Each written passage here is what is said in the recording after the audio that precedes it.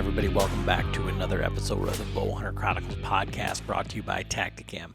Tacticam is by far the easiest way to begin filming your hunts. Whether it's the 4K 5.0 or the budget-friendly solo, Tacticam has something for everyone. Check them out at tacticam.com. This year we're also working with Spartan Forge. Spartan Forge is machine learning for the deer woods. Basically, Spartan Forge takes collared deer studies, insurance car deer accident information, social media geolocations, and it couples that with weather, moon phase, and rut activity to tell you when or when not to be in the woods. This currently has an online interface at spartanforge.ai, but the app is currently being built and set to launch late summer.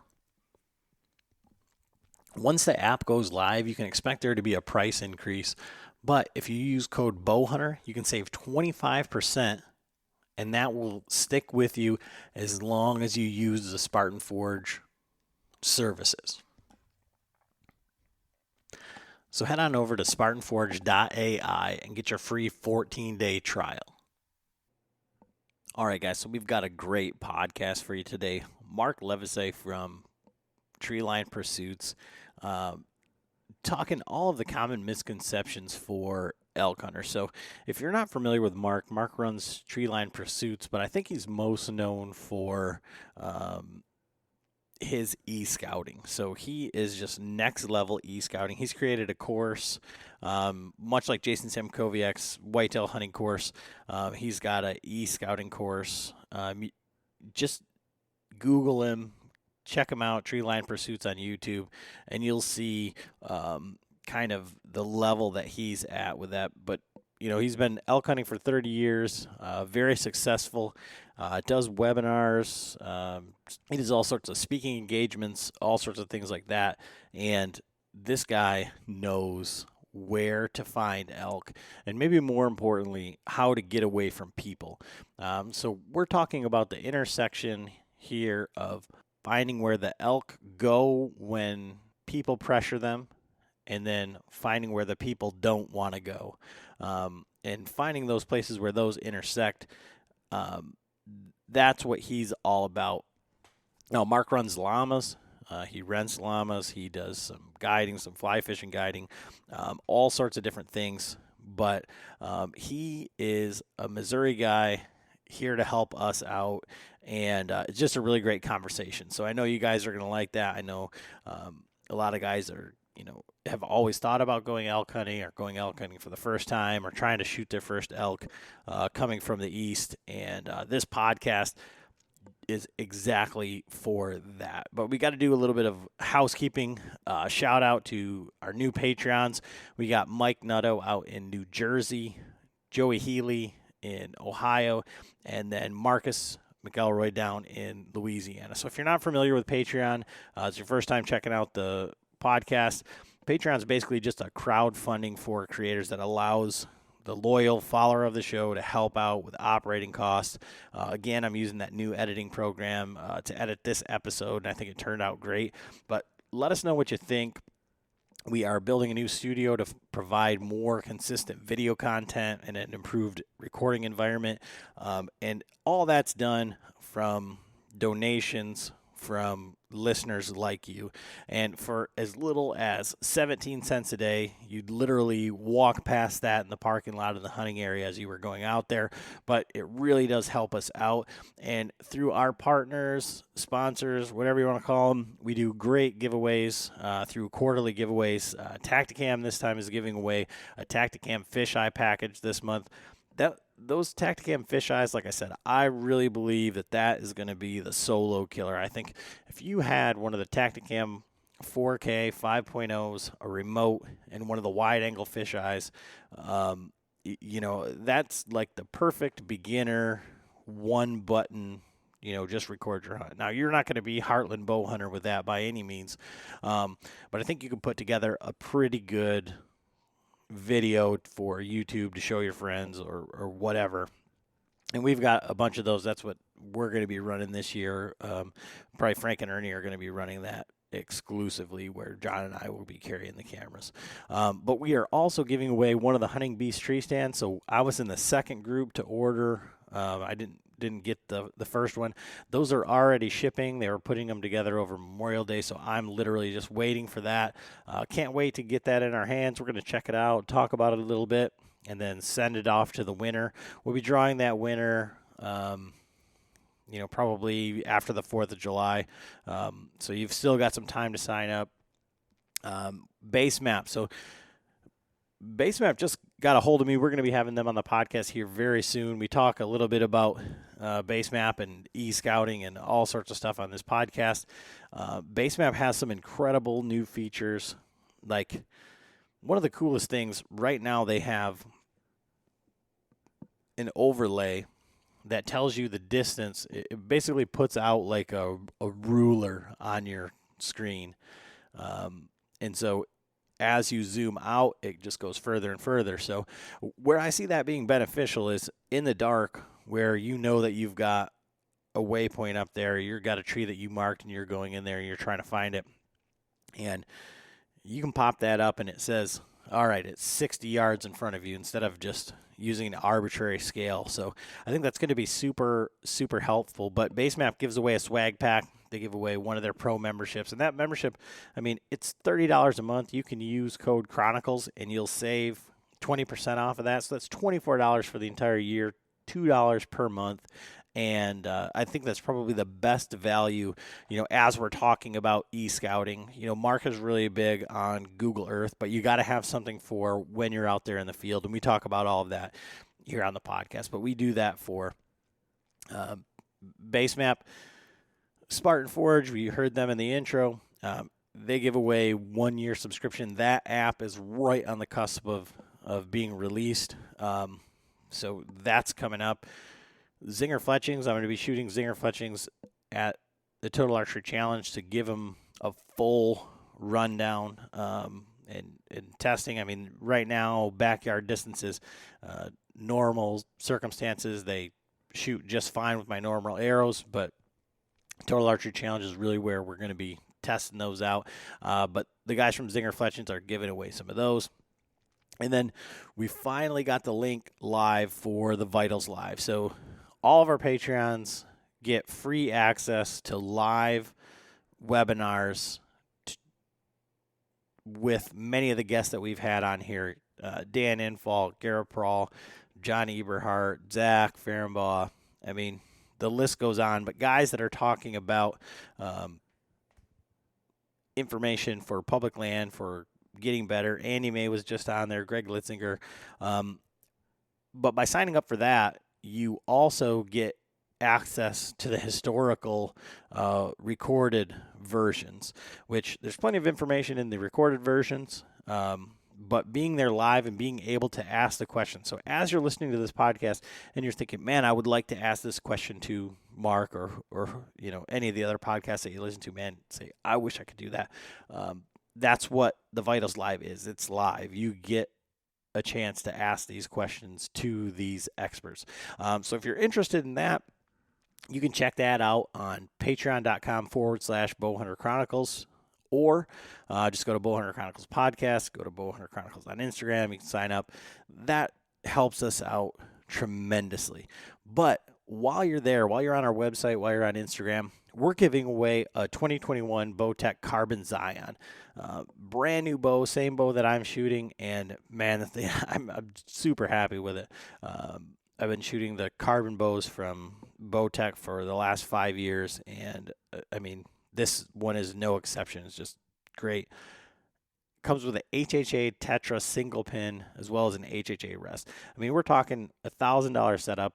We're going to be giving that away. So you've got like maybe a week to sign up for that. We're going to give this one away before the next podcast drops. So what you need to do is go to bowhunterchroniclespodcast.com, click the link, sign up to win that. Or, like I say, you can just go to our Instagram, sign up for Patreon. Patrons get additional entries to win this. I mean, if you sign up for Patreon, you're in with multiple entries, but this is for anyone. So you don't have to be a Patreon to win. We're giving this up. You just got to be signed up by June 10th, and we're actually going to extend that. We're going to be at the Total Archery Challenge. So if you sign up by next Monday, you'll be good. We're glad to be back after the holiday weekend. Thanks for sticking with us, and thank you so much for listening. Enjoy the episode. All right, everybody, Adam and John back with another episode of the Bowhunter Chronicles podcast after the holiday 1 week hiatus. And it kind of feels like it's been like a month. It does. Just because we're just so used to doing this on such a rapid fire pace. But we're going to talk some elk hunting. We're going to talk, I guess we can call it like high level elk hunting for beginners with Mark Livesay, Treeline Pursuits. You may have seen him. He's got a course out now. And one of his podcasts with Cody Rich was like the most eye-opening thing when we were going to Idaho the first time. And I'm really happy to have you on tonight, Mark. How are you doing? You're doing great, man. Really great. It's good to be on. Kind of looking forward to this one. I really love the Midwestern whole elk hunting pursuit. You know, we talked about a little bit before we got started, and I grew up in Missouri, and so all my years of elk hunting in the beginning days, I just was on I-70 driving west, and it was weird. I didn't mention this earlier, but I moved to Montana, but I never have hunted Montana. And everybody's like, dude, in 30 years of elk hunting, you never hunted? I said, here's the problem. Back when I started, guys, you could actually draw a New Mexico tag. Like I've had 4 times. And now, the last time I drew a New Mexico tag, I drew one last year. And prior to that was 21 years ago. And so nowadays, that's just not a thing. But I would hunt New Mexico, Colorado, Wyoming. I always had this thing where I had trouble driving through a state that had elk to get to another state that had elk. Right. So that's kind of was my limiter. So glad to be on, and I'm looking forward to the conversation. Awesome. So what is, you said you've been hunting elk for 30 years and there's been a lot of changes. What is your hunting background? Being a Midwest guy, did you start hunting whitetail and then you got so good at that you said, I need to go hunt bigger game? Or how did the progression work for you? Well, I don't know about being all that great at whitetail hunting. Now, I was a pretty serious whitetail hunter, and I love whitetail hunting. And I started hunting when I was about 9. I killed my first whitetail with a bow when I was 10. And I had to put like 4 or 5 arrows in him, but I did get it done with a 35-pound recurve. And I was climbed up in a tree stand made out of 2x4s, the typical Missouri tree stand. And so, yeah, I chased whitetails all those years. And then I graduated college, and I went to work for a transplant company, like a human tissue transplant company. And my boss was a huge whitetail hunter, a little older than me. And we hunted together whitetails a lot. And one day we were in the boardroom, we were sitting in there, and he just says, I'm about 24-ish at the time, 23. I don't remember exactly when I started, somewhere 30-some years ago, 34 years ago. He says, hey, we should go elk hunting. And I said, dang, yeah, we should. And let's do it. So we bought our tag, Colorado. We drove out there and went to a city market, bought our tag at the convenience store, and went out by Crested Butte somewhere out there. And we went in a minivan. We went in a 2-wheel drive, front-wheel drive minivan. And we get out there, and we pack in this place, and we're on this trail. I almost hate saying this. I've never told this story on a podcast. Never. I've been on almost 50 podcasts, and I've never told this story because it's a little embarrassing. So you just got me in the right mood tonight, I guess. So we get to the trailhead, me and my buddy. We've never seen an elk in the wild, and only elk we've ever seen. I remember there's no internet hardly then. I mean, we had internet, of course, but it wasn't like massive YouTube. You had to go buy the DVDs. You got some Primos elk hunting DVDs or something. We rented all those and watched those.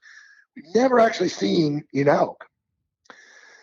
And so, or an elk track.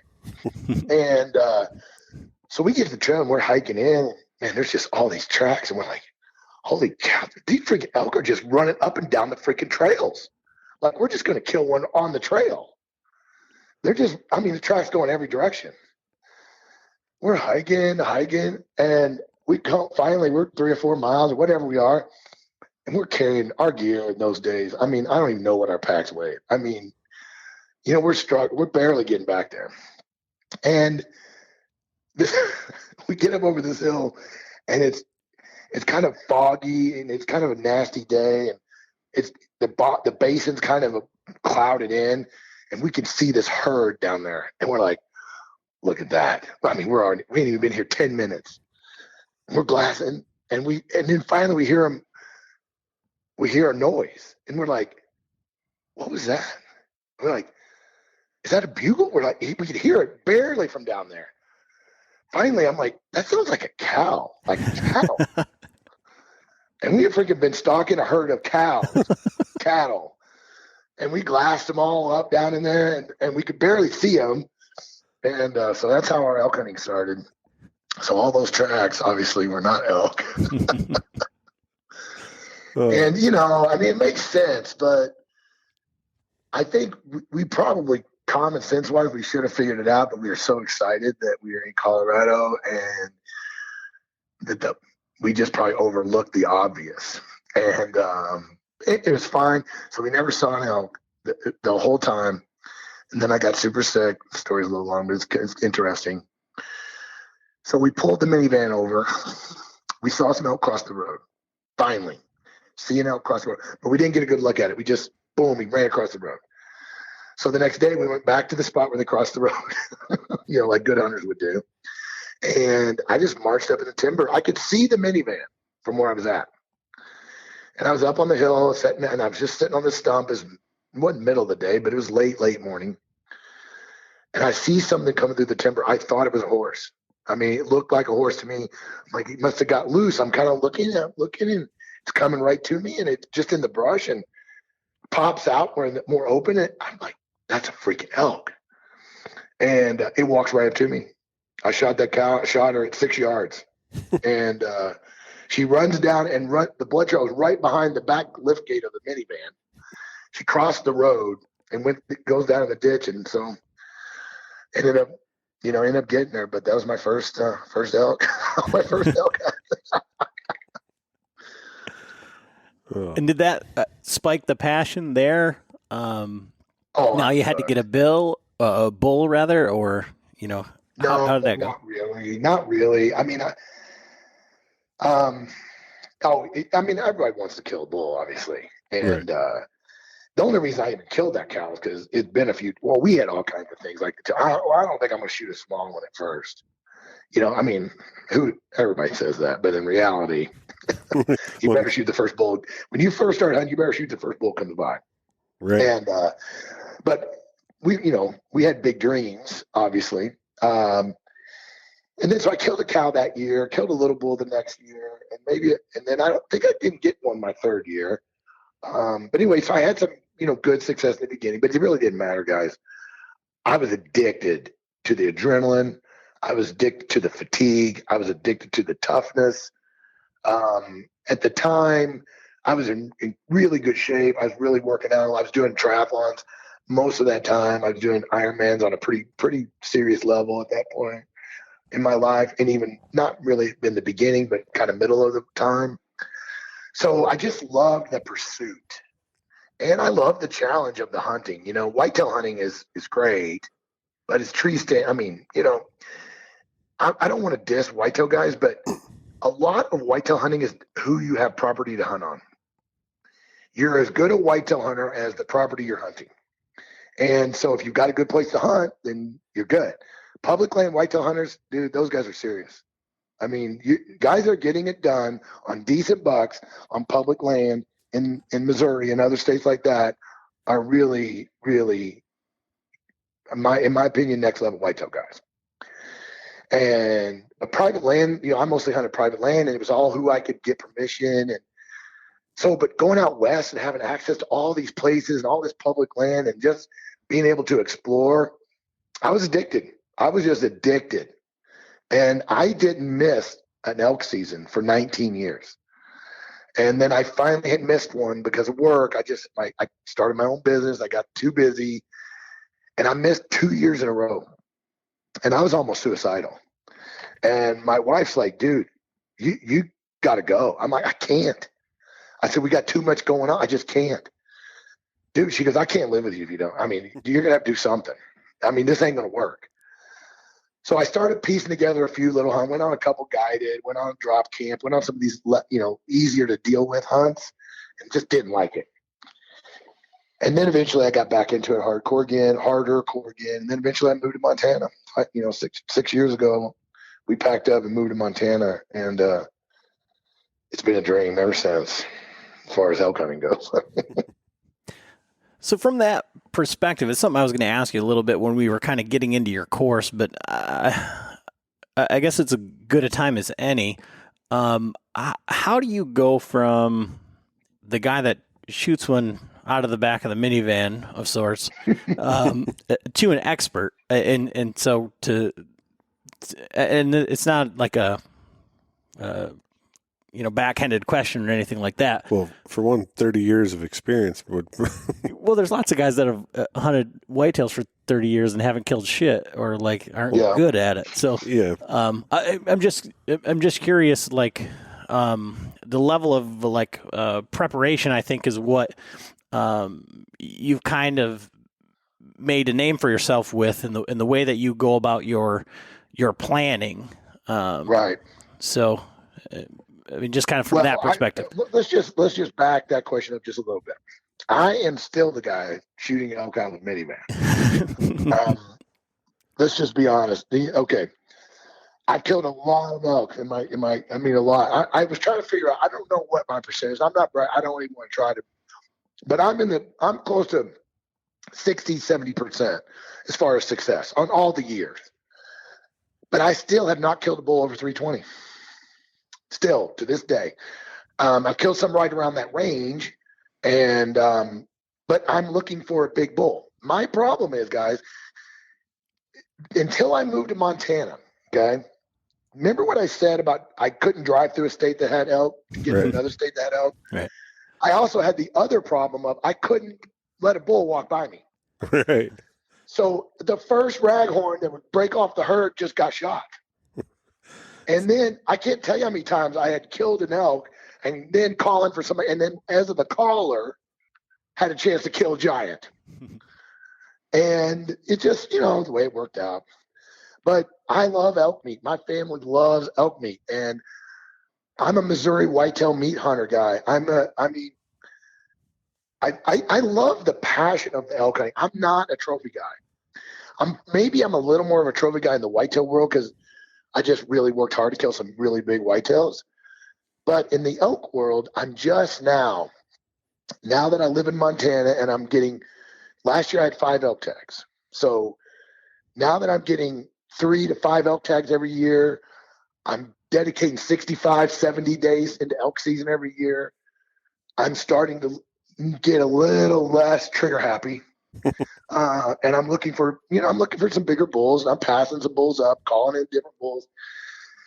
And so I'm really enjoying that part of it, but I still haven't got a really big bull.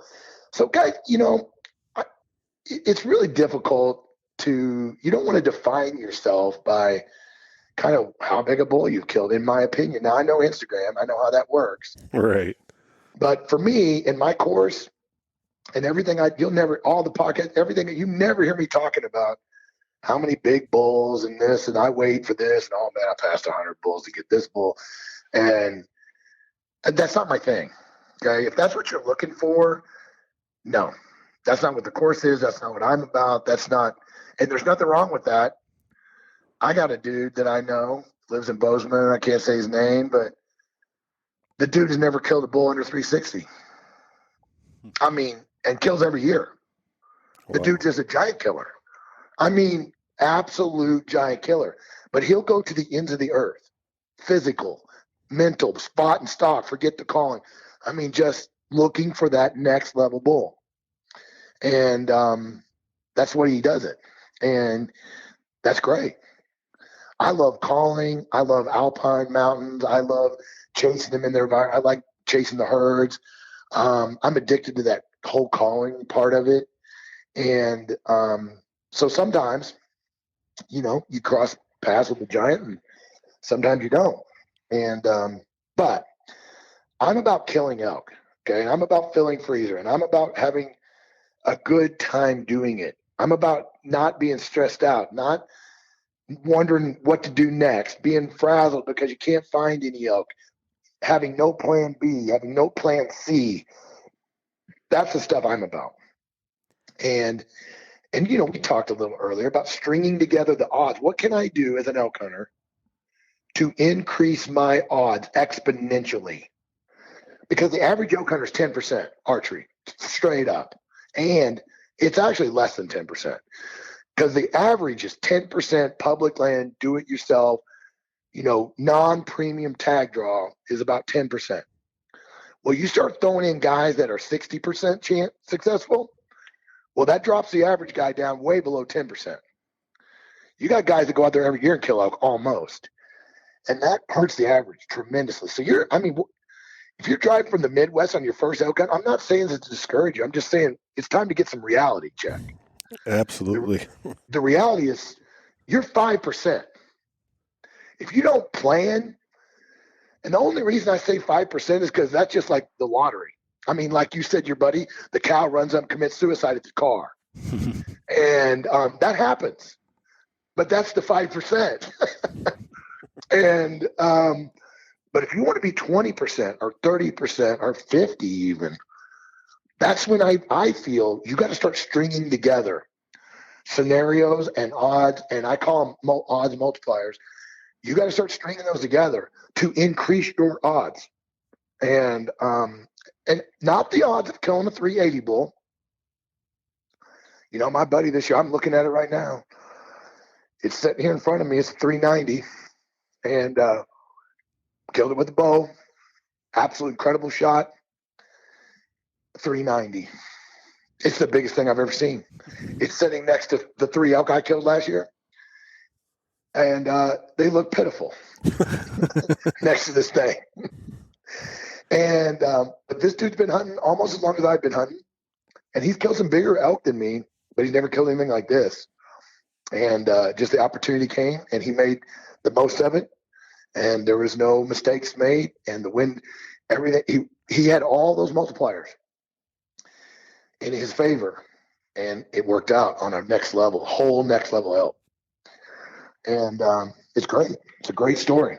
And in an area that we e-scouted the crap out of, we started really difficult road access area, lots of roads, lots of access, hard to get away from people, lots of private land issues, lots of private land, people coming through the private to hunt the public, all these scenarios.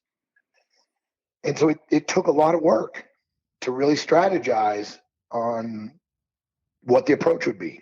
And, every area is different, but in this area, it was more challenging because of all those factors. And if you just roll out there and you just say, I'm going to park the car here, I'm just going to hunt, with no strategy, no method, no thinking about the thermals, no thinking about where the pressure's coming from, no thinking about what the slopes you're on, no thinking about where the benches are, where are they watering if it's a low water area.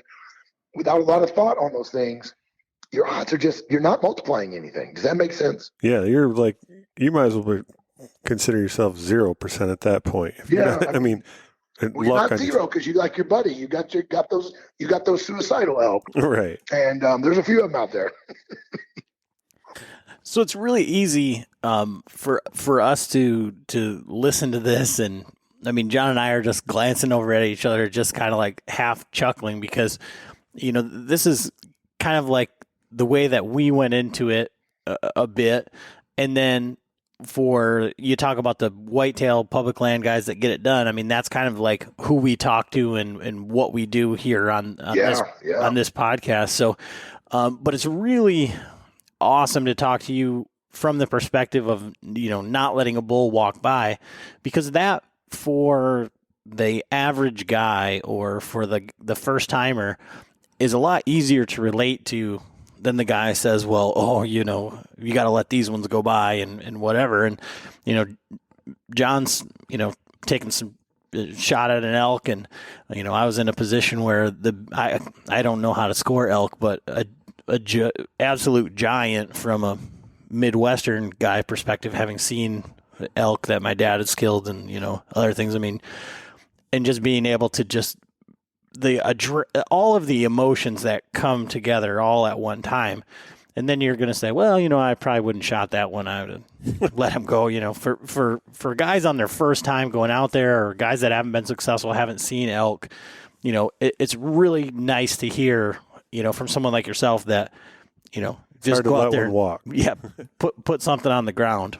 So, common misconceptions for guys going out there their first time. For us on our first trip out there, the one that John and I went on together, it is a 30-hour drive out to Idaho.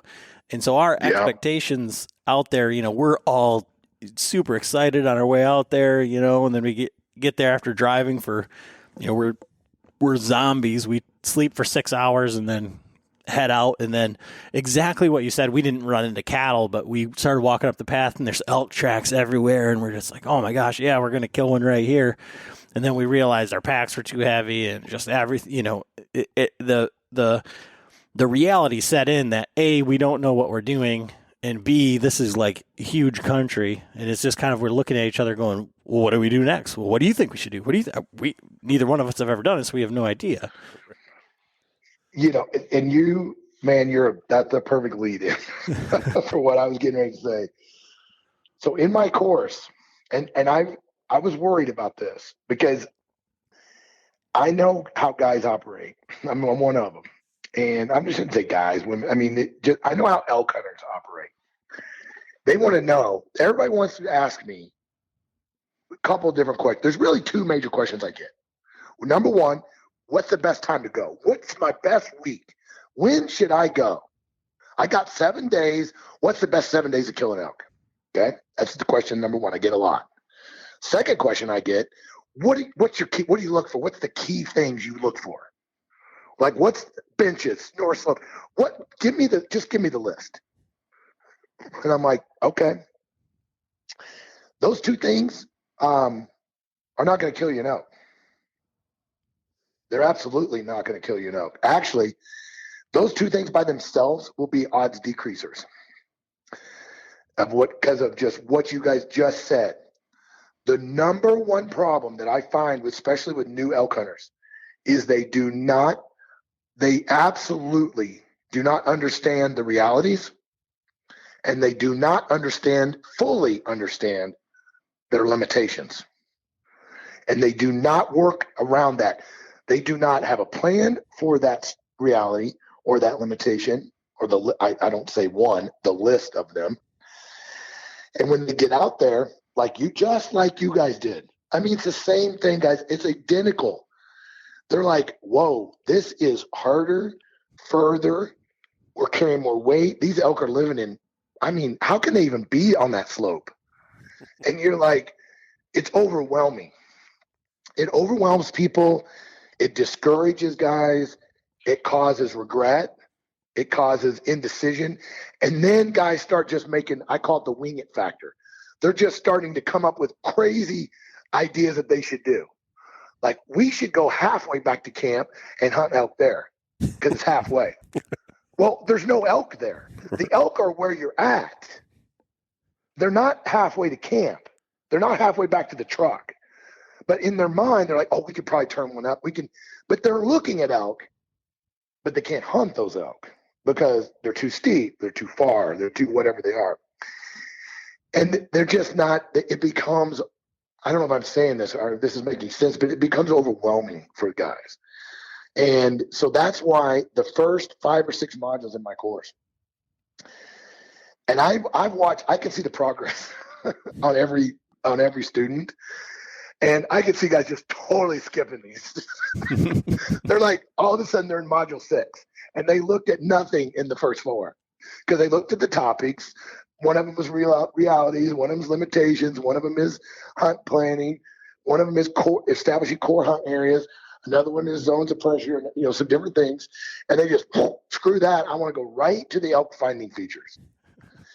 And they go right. I've got 10 modules that are dedicated to elk finding features, what I call them. And they go right to it. And I just smile when I see it. I mean, they're probably getting some good information, and maybe they understand all the other stuff. I don't know. But guys, it is, if you're listening to this podcast and you're a newer elk hunter, you're already ahead of the game because you're listening to this great podcast that's giving you some things, that's getting ready to give you a few things that I have absolutely failed at multiple times before I figured it out.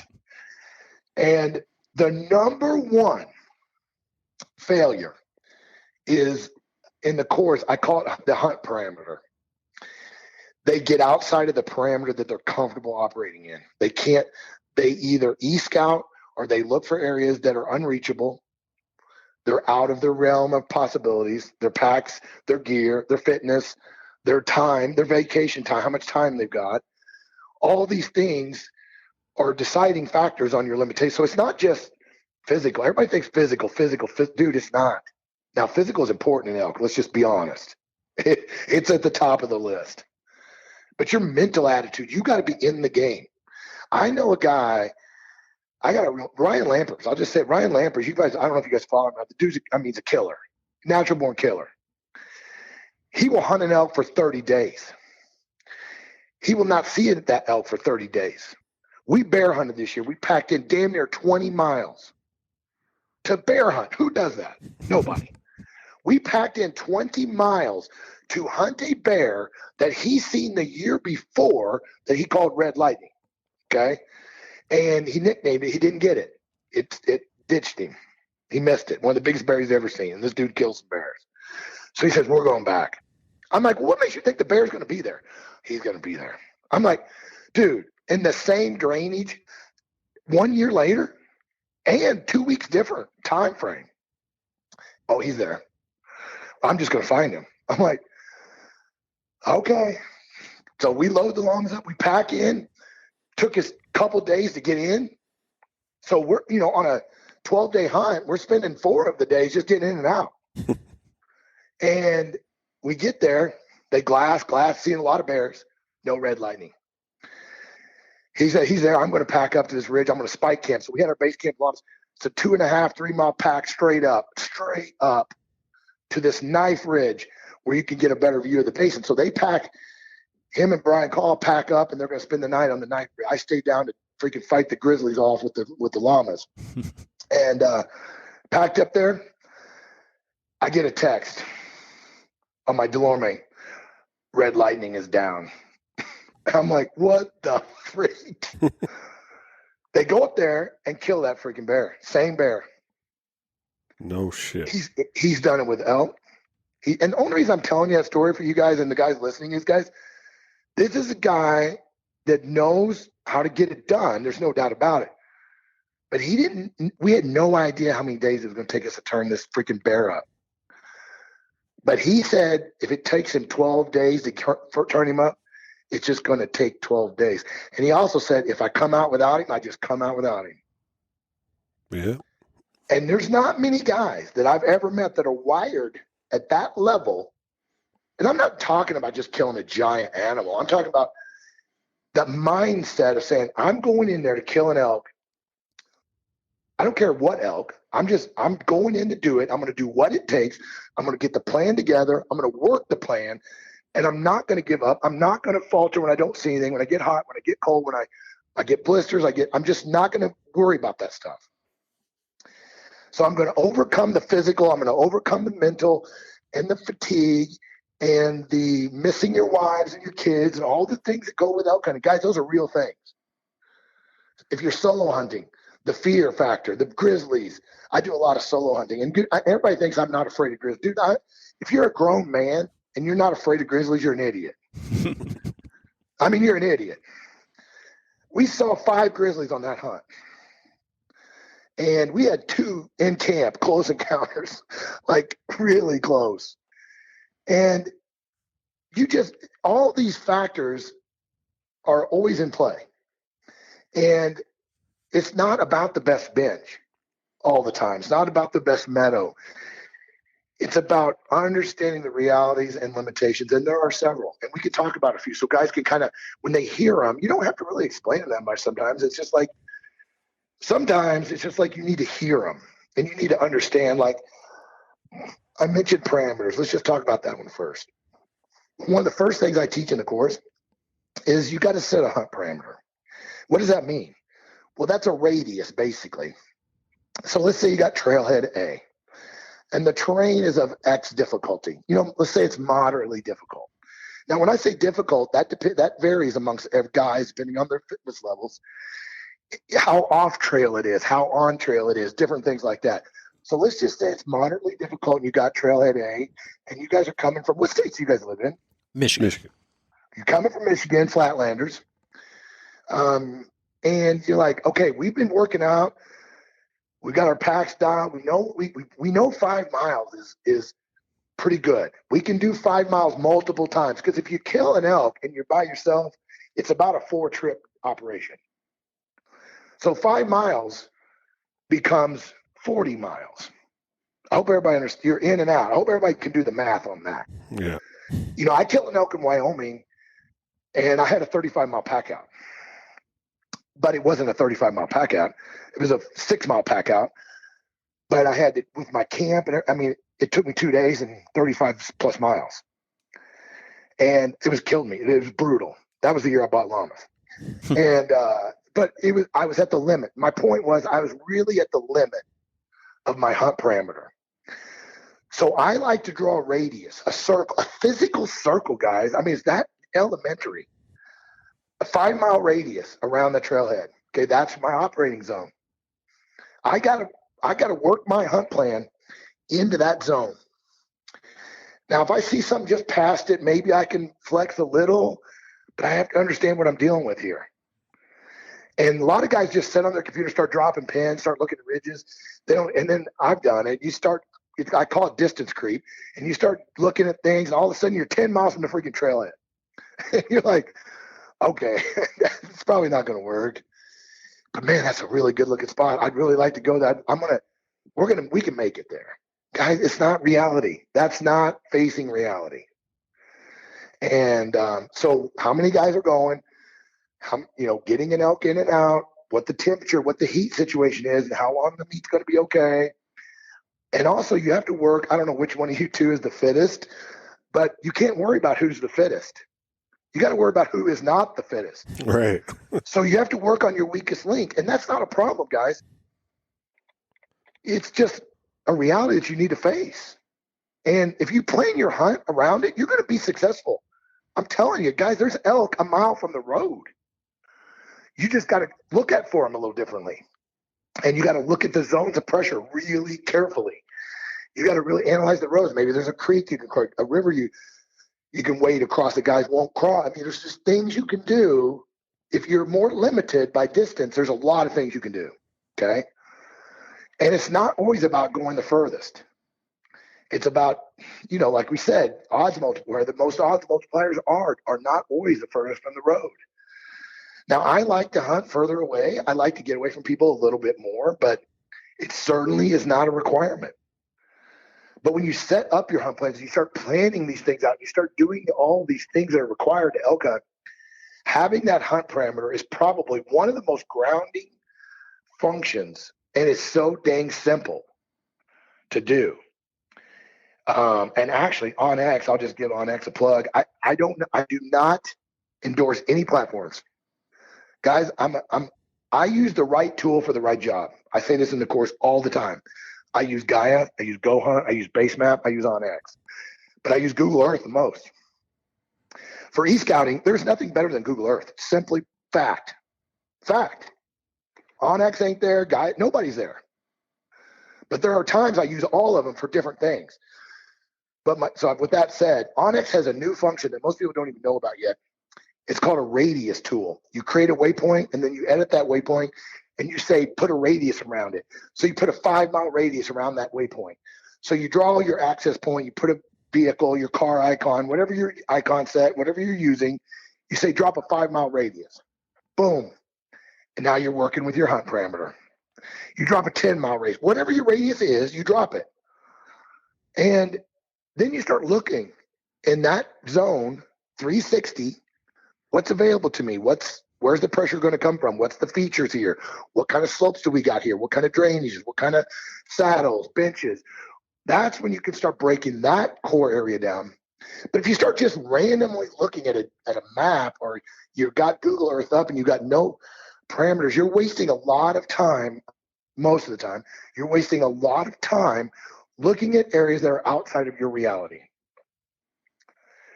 Does that make sense? I know that was super long-winded to answer your question, but No, it makes a lot of sense. guys, it's a game changer. No, I think that makes a lot of sense. The follow-up question, and the question that guys are going to be sitting in their car or on their treadmill saying, what happens when we set that parameter just like everybody else did, and now we run into pressure? How do we deal with other hunters and pressure? Because we're first timers, we don't necessarily know what we're doing, and everybody's looking at the same go hunt statistics or whatever, Right. and then they're looking at the same trailheads and the same stuff. So what do they do then? Well, that's where the zones of pressure come in. Okay, that's a whole. It's an hour and a half module in my course. A freaking hour and a half. You guys alluded to it already. I like to do it old school, guys. I'm a pretty much a computer geek. In my business prior to this, I build my own websites. I do all my own graphic design. I'm pretty solid. I still do this. I pull my national forest maps out, my printed national forest maps. I cut my 2-mile radius out of cardboard. I cut my 1 mile radius out of cardboard. I cut my 3-mile radius out of cardboard. And I start doing my concentric circles from all trailheads, all dead ends, all campgrounds, all takeoff points. And I start looking at where these people are going to come from. And I put a 2-mile circle now this is for me. It can be whatever your reality is. It could be a 1 mile, it could be a half mile. There's no magic to the number. It's just, you have to look at what your capabilities are and what kind of your reality is and what you think you can do. I know with my llamas that 10 miles, 12 miles I'm good with that. Okay. I'm pretty good with that.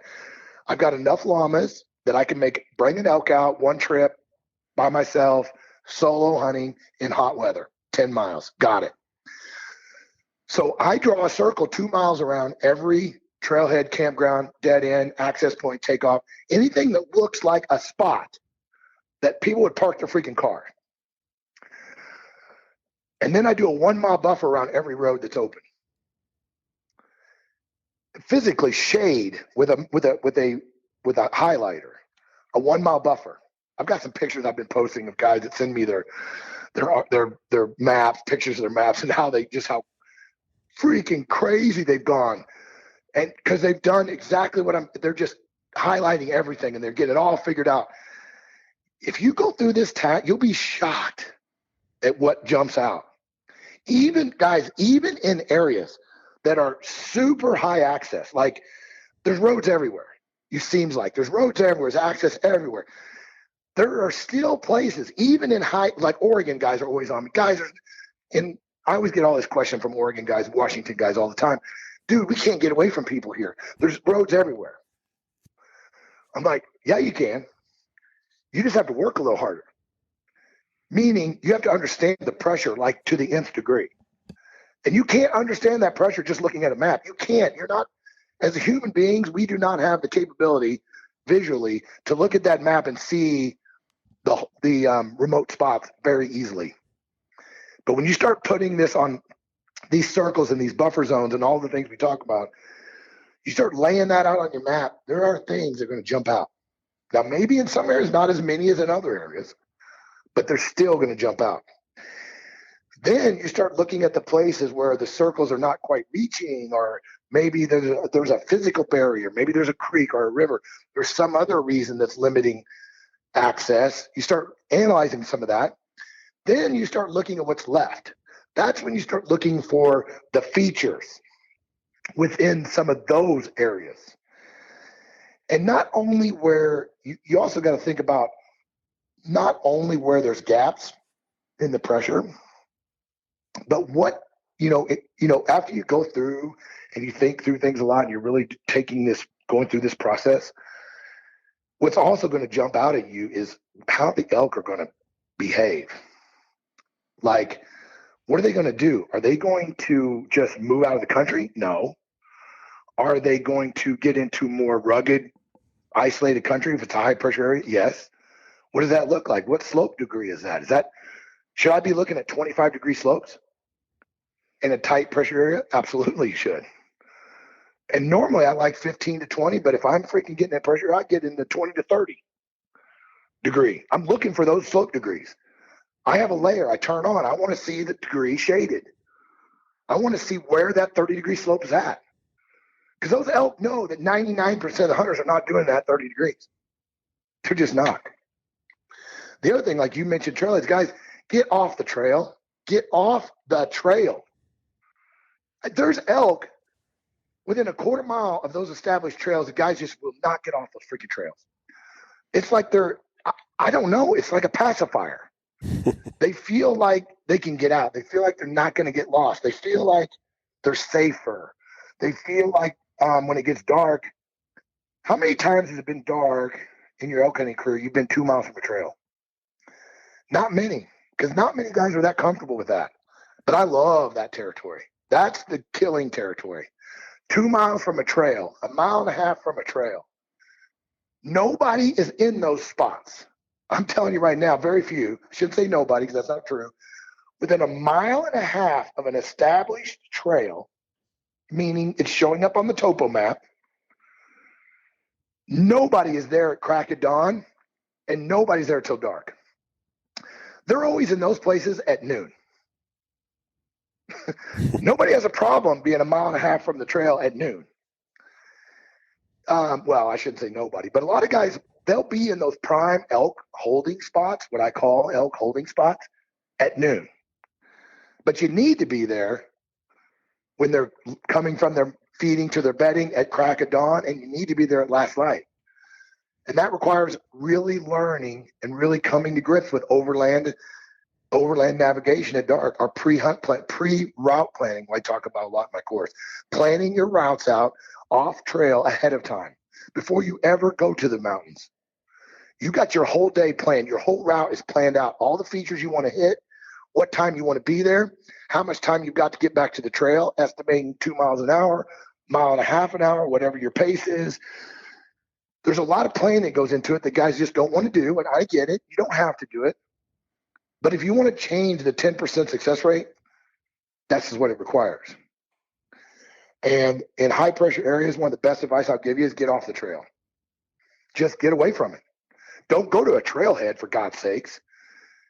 Jump off the road somewhere between the highway and the trailhead, like a midway point or someplace that, like, just pull off the road. No parking spot, no dead end, no logging road, no nothing. And just hike up the freaking ridge, get on a ridge line and bust over to a basin that has no trail in it. And I mean, it's not easy, but it's not that hard. But guys it's like I said, it's a pacifier. Guys are so comfortable hiking, they think they have to hike in on a trail. I don't know what it is. It's like a mental block. It's like, I got to go to the trailhead and I got to take this trail in and I'm going to camp on the trail right here. Everybody does it. Everybody does it. And then they wonder why they run into dudes every 5 minutes. Because those guys are like train tracks. Those hunters are in and out on that same trail. And literally just out of hearing distance, just about 1/2 mile, there's bulls bugling all over the place. If you don't think those bulls know where those trails are, I don't know what to tell you. How many times have you seen a giant bull track walking up and down a freaking established trail? Not very often. I mean, in 30 years of hunting elk, I just have not seen it that often. You're not walking down the trail like I mentioned with the cow tracks, like, oh my gosh, there's freaking giant bull tracks all up and down this person trail. No. Now, do they cross the trail? Yes. And I always am watching the steep slides where they're coming down a steep bank and crossing. I've always got I got my eyes, when I'm packing on a trail, I'm more glued to the side, whatever you want to call it, that freaking pull-off lane on the highway. I'm looking at the side road more than I'm looking at the trail. Even when I'm driving in the car, I'm looking for those slides where they're coming and crossing the road. And you can pick those things up. Do they get on the road and walk down the road? Sure, they do sometimes, but not that often. They're getting away. They're crossing the road when they have to, and that's it. Same with the trail, especially a real highly used recreational trail. And so studying the trail systems, getting off the trail, analyzing the pressure on those trails, which can be done. I teach how to do it, how to analyze. How do you know how much pressure is on those trails? It's not that complicated. It's actually pretty easy. And it's a process you just work through, and using Google Earth. You can't use any other tool. And you can't do it in the field. You have to do this work before you go. So I know that's a long-winded, but that's a great tip for guys. If you're coming out and you feel like you're in a pressure zone, there's a lot of people, like, if you're hunting Colorado, dude, if you're hunting Colorado, period, get off the trail. Colorado's got too many freaking hunters. Okay, it's ridiculous. But it's also got a ridiculous amount of elk. They got 3 times more elk than most states. And you're like, how can they have 3 times more elk and 5 times more hunters? It's because the dudes do the same thing. And those elk know what those dudes do.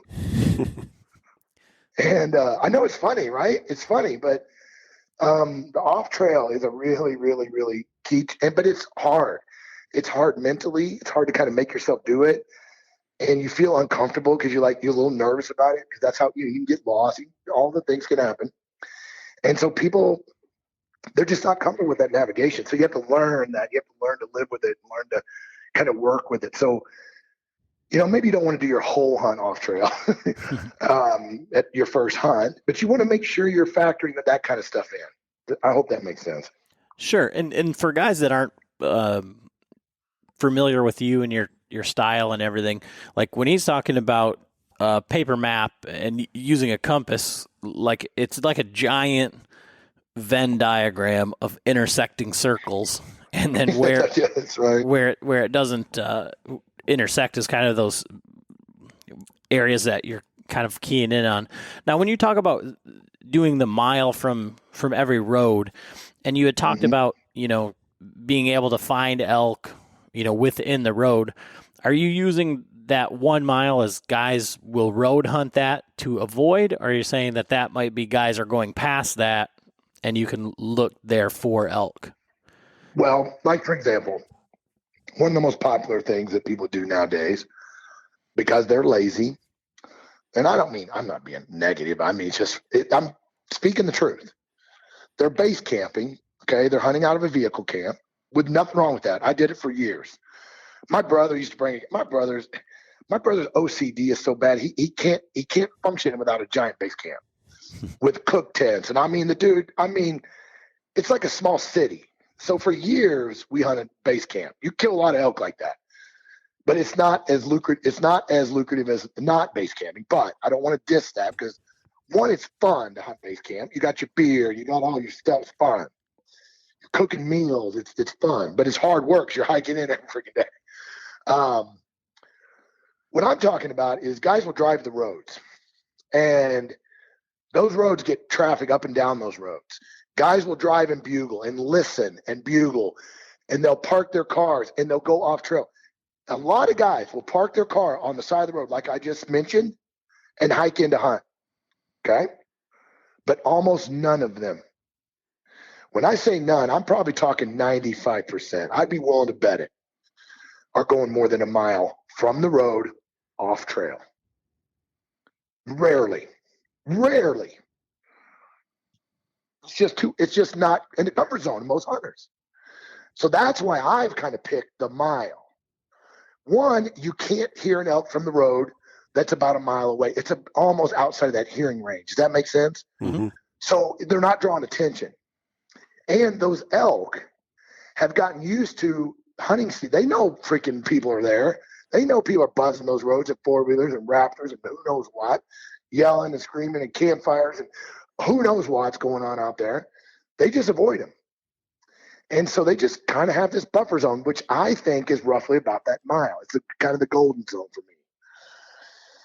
And a mile, to most guys, say, well, that's nothing, which is really not. But guys, it's a tough haul from the road, cross country. In most cases, it's not an easy deal to get a mile from the road with no trail and nothing to follow and guide you and whatever. And so that's kind of why I do it. There's no real. You could do a half mile. you can do whatever you want. You just want to set it up. What you're looking for are pressure. You're looking for places with less pressure. Okay, the bigger the buffer, the less pressure. But that doesn't mean that elk will not tolerate some pressure. So in the course, I reference a study. There was a big study that was done several years ago between mule deer and elk. What do they do with pressure? So they did it in this Colorado area with a high recreation, like people hiking up to the lake in the summer, just hunters, but also just recreational traffic, mountain bikers, the whole bit. It was crazy. They found out that mule deer, believe it or not, mule deer did not leave. They adjusted their patterns. They became more nocturnal. They just got into tighter quarters. They just avoided the contact, but they didn't leave. But elk did. Elk packed up and moved to a not far, but just more remote. So what this article says to me is that elk respond to pressure by relocating. Now, when I say relocating, I don't mean mountain ranges away necessarily. They're just going to adjust, and they're going to work around that pressure. They're the masters of it. They're incredibly talented at that. And they don't tolerate the pressure. So like I said, the deer will tolerate a certain amount of pressure. Elk will not. If they get pressure, they make an adjustment. Sometimes it's freaking next county, but sometimes it's not. Rifle season, when the bullets start flying and stuff, sometimes they relocate pretty far. But archery, just because a few dudes bumped them, maybe not, maybe not always. But so using those buffer zones and defining them, and I hate saying like a defined distance, guys, sometimes, because in some areas, like in Oregon and Washington, where there's lots of roads, you might not be able to get away with the 2 mile, 1 mile. You might not have anything that's not inside a circle. And so you have to, your end goal, I guess I'll say it this way, is you're looking for the areas with the least pressure. And that is the same, whether it's really far from the trailhead or not that far from the trailhead. It's just the least pressure. And for elk, now deer, I don't know that I recommend the same thing, but for elk, like I told you, the study, and that goes along with my 30 years, I have found elk is like, the people find elk and freaking, they got their trail. That's why I'm not a big trail cam guy. I mean, I know guys use them and have a lot of success with them, but where those elk are at in August, July and August is not where they're going to be necessarily in September. And not only because that they're moving because of the rut, it's because maybe food source changes, but also the pressure. And so, it's just stuff to keep in mind. But yeah, I'm glad you pointed that out. So when you talk about making the circles, like you said, I do it 2 different ways in the course. I do a cardboard circle that I cut out. I like doing that way the best because it's the quickest. It's got a center, it's got a hole cut in the middle so you can see where you're putting it, like on the trailhead or whatever. You just drop it on the trailhead, boom, you take the permanent marker, boom, zip a 360 degree around the 2 mile diameter piece of cardboard. But I also will use a compass too. Like I think you mentioned the compass. Mm-hmm. You can use it both ways, whatever you like. But not many people do it. And but more people are doing it. I'm getting videos, I'm getting emails, I'm getting pictures constantly now, dudes that are doing it. It's eye opening. When I started doing it, it just started really blowing my mind. I'm like, I just didn't see that little spot. I didn't see that. I didn't put that together. And it's not the end all. It's just one tool. It's one, but it's a good one. Sure. And with the talking about pressure, this year seemed to be like a boom for pressure with, more people having more time off and things like that. And then we saw, the changes for the upcoming year for Idaho and some changes for Colorado a little bit, and the amount of hunters, everything. So for guys that are planning their first hunt or that are thinking about it, for that new hunter, over 30 years and multiple states hunted, what recommendations would you have for guys on choosing where to go, or Go to Colorado. John's going to Well, Montana. here's the thing. Like you just said, you're right. But there is some good news, okay? So Idaho. Let's use Idaho because you mentioned it. You guys have hunted it. Mhm. It's a great example. I never hunted Idaho until I moved here. I love it. It's one of my favorite states now for elk. And I hate almost saying that out loud. But it's a really, really great opportunity state. There's not a lot of giants in some of the more, I don't want to say general, but let's say the easier. I shouldn't even say easier because none of the tags are easy now in Idaho to get. But so the way it works there is they give away 12,000 tags non-resident. I think that's the number. And now they've decided last year, which I endorse, I'm glad, but it did create a mess. They now, used to, you could just buy one of the 12,000 tags and say what region you want. Let's say you want to go to the Limhi region. You just say, I want to go to the Limhi. And if there was a tag available, you got it. That was great. Well, the problem was there's like 3 regions out of the 9 that have elk in them. And all 12,000 dudes were going to the freaking same 3 regions. So what they did this year, which is good news, is they said, okay, the Beaverheads, the Limhis, the Island Parks, the whatever, the McCall, all of the regions in Idaho now have a defined number of tags. Not only are we limiting to 12,000, but we're also limiting how many per region. Does that make sense? Sure. And so everybody, and with COVID and everything happened, it opened up December, whatever. I can't remember the 1st, the 15th. I can't remember what day. It opened up and sold out in 4 hours, except for a few of the crap units or regions. I had buddies that were online for 4 to 6 hours and didn't get a tag. Could not get in. Could not get in the queue. Could not. And then when they got in the queue, their lottery ticket was so high they didn't get a tag. I have to be honest. I had so many damn tags last year. I didn't put in for Idaho this year. I didn't even try it. But now I'm regretting it because now I only have 1 tag.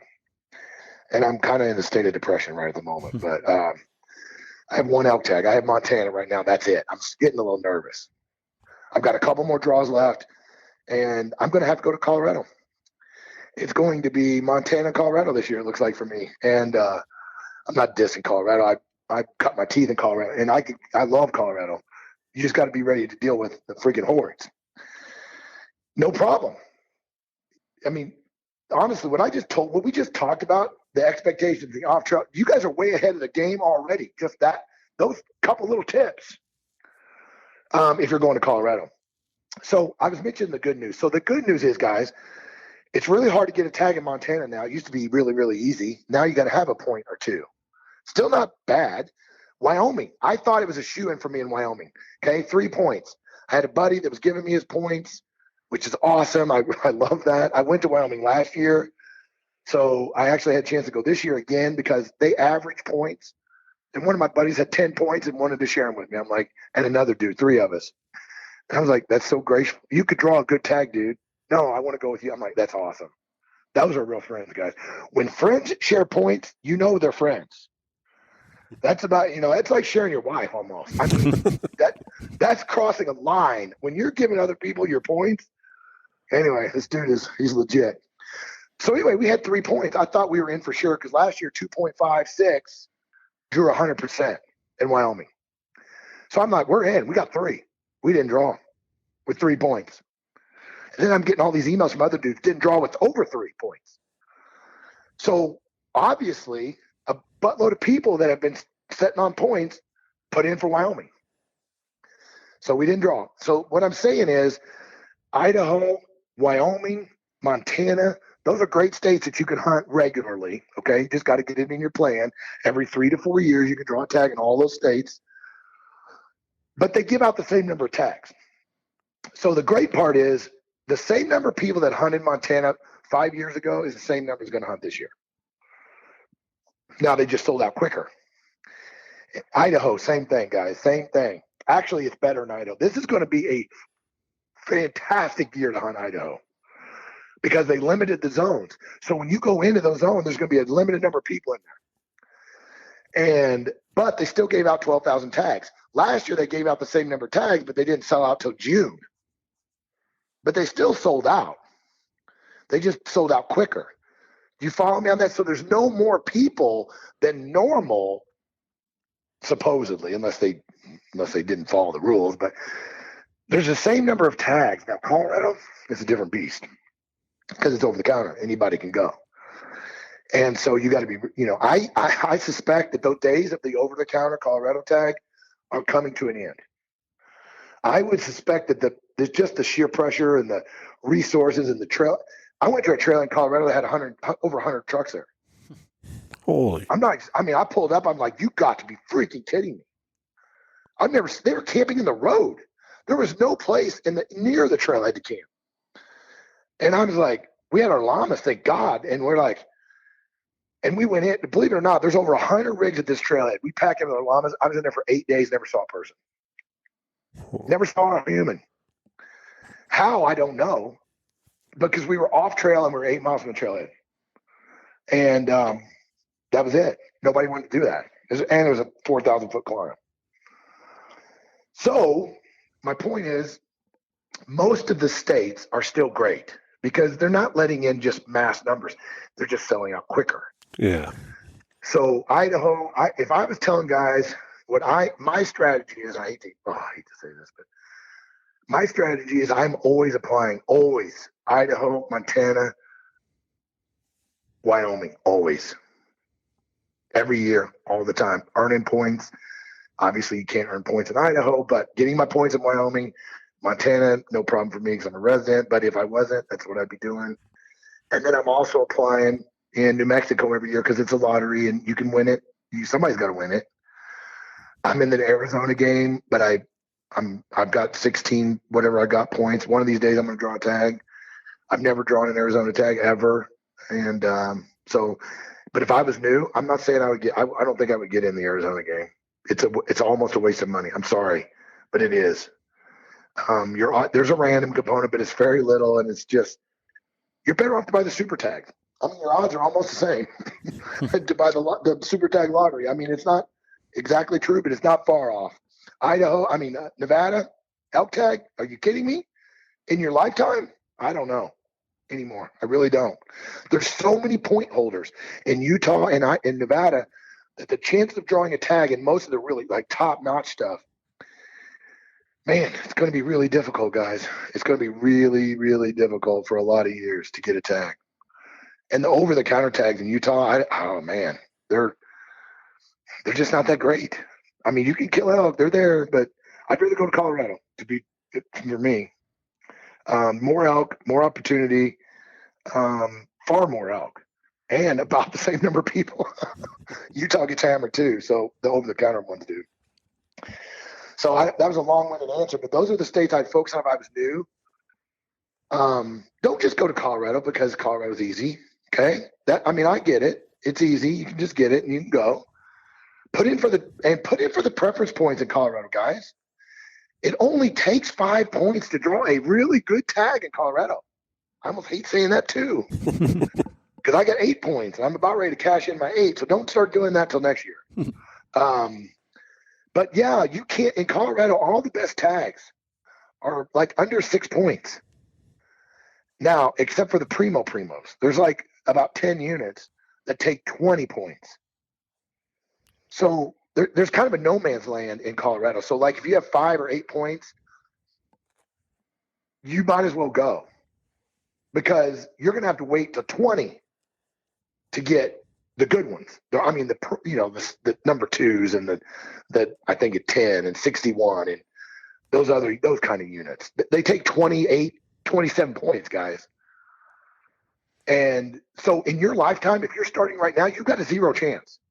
Do the math. There's so many people that are in the hopper already that have between 8 and 21 that you can never catch up, is what I'm kind of saying. Right. It's called point creep. And, every unit's a little different, but you really got to study that because you can't just say, well, I'm going to start throwing in I'm going to draw a unit 10 or so. I'm going to start putting in. One of these days I'll draw it. No, you won't. Not if you're 30, unless you live to 120. You might get it. You might get it then. And you can't hand these things down, guys. You can't put them in your will. Yeah, that's my strategy on that. So on that note, for guys that were just starting out or that are considering, even if they've got it in their mind that they want to do an elk hunt and they want to give themselves the best odds of success, it sounds like the best way to go about it would be to just start buying points for Montana or Wyoming, kind of like I guess what guys do for, like, say they want to hunt Iowa. So they just start buying points and doing the research. And then maybe if they want to go get a little bit of experience in Colorado or somewhere like that and just continue to do your research and figure it out, almost like you're doing one of these lifetime or draw hunts where I think of like sheep and stuff where people put in points forever and they do all the research. So when their number gets called, they've got everything planned out already. Well, exactly. And the thing is, guys, hunt elk. You don't want to draw a 10-year tag. Some primo freak. Let's say you draw it. I would hate to think you would draw a 380, a unit 380 tag in Montana, which is the elkhorn, hardest tag to draw in Montana. Mm-hmm. Well, one of the hardest. I would hate to think your first elk hunt was the freaking elkhorns after 10 years of waiting for it. Guys, you got to get some under your belt. Hunt elk. Go to Colorado. Chase elk. Chase hunters. Have a great time. Hone your skill. Guys, if you're killing elk in Colorado, you can kill elk anywhere. That's a better way of looking at it. It's glass is half full, guys. I'd rather be elk hunting than not elk hunting. There's no way on this earth that I'm going to wait every 4 years to hunt Wyoming. I'm not. I'm going to keep putting in every freaking year, and I'm never going to miss that deadline. I missed it once, and I cried. My wife, it's the first time she ever saw me cry. My wife felt so bad for me. It was the first year I moved to Wyoming, and I had enough points. First year I moved to Montana, I had enough points to draw a Wyoming tag again, and I missed the deadline. I went to bed and forgot. And I woke up, and I was so upset I was crying. And my wife... Oh, this is the first time I've ever told. Man, you guys are getting some good stories out of me. So my wife the next day called Wyoming Fish and Game and asked him if there was anything she could do. I said, honey, and she said, they said no. I'm like, well, yeah. I said, I really appreciate that effort, baby. I said, that was above and beyond. But yeah, when I miss a deadline, and I've missed a couple of, they're brutal for me. They're heartbreaking. And so put in. It's not that expensive. In Wyoming, it's not bad at all. In Montana, it's not even that bad. Some of the other states get rough. You're buying the hunting license and you're paying fees and stuff. Like Arizona's pricey. New Mexico's not terrible, but a little pricey. Colorado's getting a little pricey now. They require a freaking hunting license now. They didn't used to, but now they do. But put in for Colorado preference points. And now most guys should know this, but I know we're talking to a lot of new guys, and I kind of glassed over this. In Colorado, the way it works is you can put in for a preference point only. Okay, it's a 9. The code number is like 999999999, whatever. It's preference point only, and it's April 15th or something like that's the deadline. Okay. Put in for that preference point in Colorado, or put in for a tag. It doesn't matter, because you can still buy the over the counter. Okay, does not affect your points. A lot of guys are like, well, I'm just going to do over the counter. I'm not going to do points. I'm like, dude, what? Do both. And I know that. I know a lot of people. Most of your people probably know that, but I've ran into people that don't know that. So make sure that you're putting in for Colorado, absolutely, because there's some really good draw units in Colorado, really good. And especially muzzleloader tags, really good muzzleloader tags. Yeah, really good. Gunnison areas, good units down there that used to be over the counter when I used to hunt them, but now they're draw, and they give out quite a few tags, but they're still good. And so put in there, put in Wyoming, put in Montana for sure. And then the great thing about Idaho, guys, it's a June deadline for the draw. So I always, you always know if you got tags or not. and you can put in for the draw tags. Now the draw tags in Idaho are kind of hard to come by. There's not a whole bunch of them, but they're pretty good. But the odds are not great. But the great thing about Idaho is it's totally random, totally lottery, no prayer. Everybody's on the same level. So it's June. So you know almost the results of all the draws before Idaho. So don't forget that one's. I think it's over now, but that's one of the last draws of the year is Idaho. So don't forget about that one. And if you do what I'm saying, you're hunting elk every year, guys. Every year you're hunting elk. You are getting a Montana tag every couple of years, maybe. You're getting and then the off years you might draw a Wyoming tag, and then you're building your points in Colorado. And then whenever you don't draw any of those other states, you get in line to Idaho, you don't make it. You don't have a Wyoming, you don't have a Montana, and you got your preference point card. What do? You go to Colorado. Like what I'm doing. Last year I kind of flew the coop with I got lucky and drew a whole bunch of tags. And nothing super spectacular. Now my New Mexico tag was pretty spectacular, but anyway, drew all these tags, and this year I'm paying the price. So I'm a little low on tag numbers. I can't even remember a year I didn't have 3 elk tags. Can't remember it. And so this year I'm going to Colorado, which is great. I'm looking forward to it. But I'm going to have a strategy. I can tell you what, I will be getting my national forest maps out, and I'm getting my cardboard circles out, and I will be testing my zones of pressure for sure. And I will know before I get there. And I'll have 4 or 5 different hunt areas all worked out, all ready to go. We didn't talk about that at all, but man, you can't put your eggs in one basket. There's too many things. You show up, the roads are closed, and they're not supposed to be. Too many 100 trucks at the trail, like I said. Maybe that's too much for you. Fire. You got to go to plan. Fire. Yeah, exact Colorado. Look what happened last year. They refunded people's tags last year for the draw units. And fire, all kinds of things. I had a road washout one time. It was gone.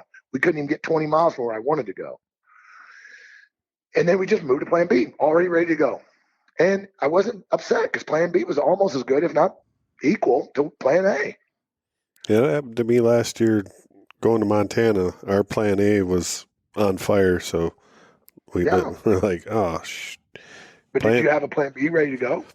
Kinda. I had my buddy though lives in Bozeman, so okay. He had some spots that he had hunted years ago, and so we ended up got into elk, but it took us 2 other spots.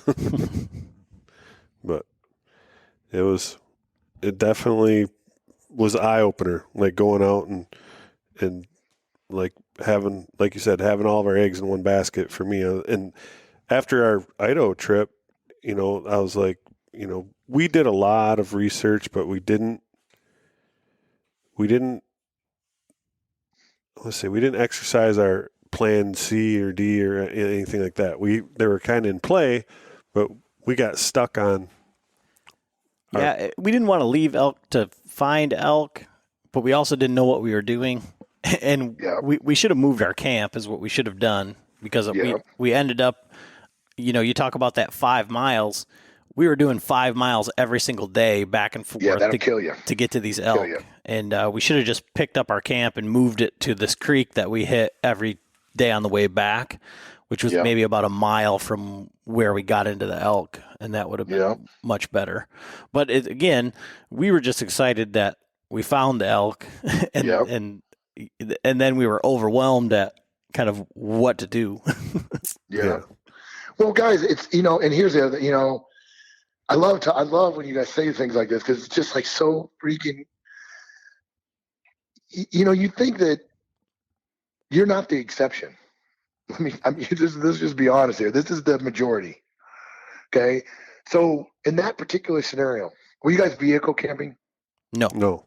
We were 2 miles from the truck. In? Yeah. Yep. So you were packed in and then walking 5 miles from a remote camp? Yes. Oh, geez.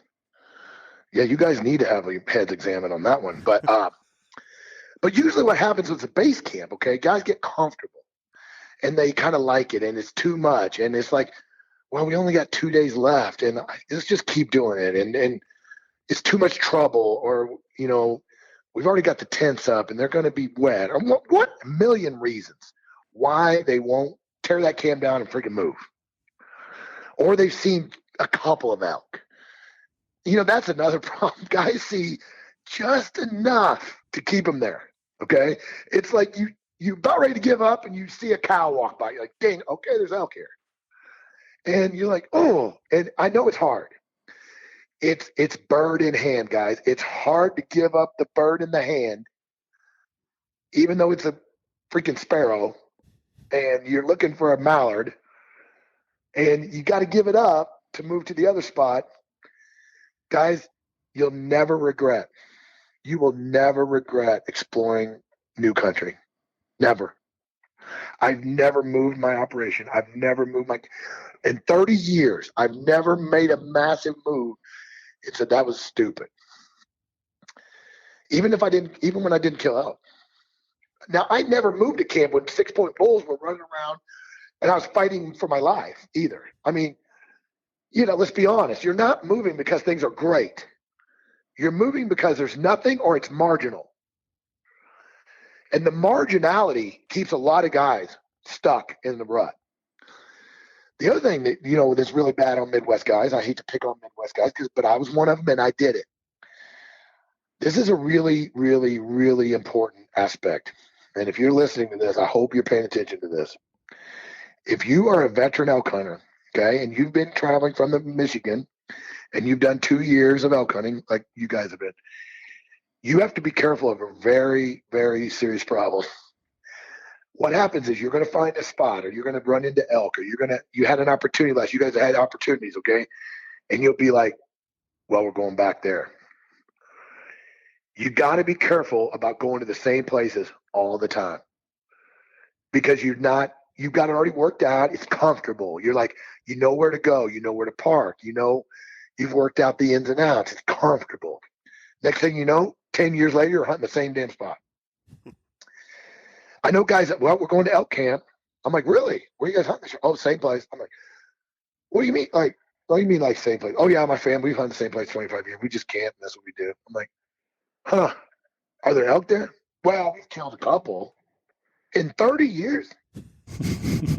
And I'm like, but that's their thing.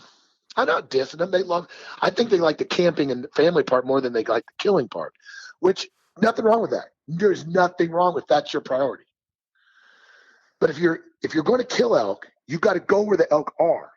Okay? I say in the course all the time, guys, you cannot kill an elk that's not there. Right. And I don't care if you've got north-facing slopes, the best benches, the best drainages, the grass is freaking neck deep. There's not a single hunter in there. There's no footprints. You're off trail. Sometimes, guys, let's say there's every elk finding, all 10 elk finding features within a half mile. There might be no elk there. And you got to accept that reality and move on.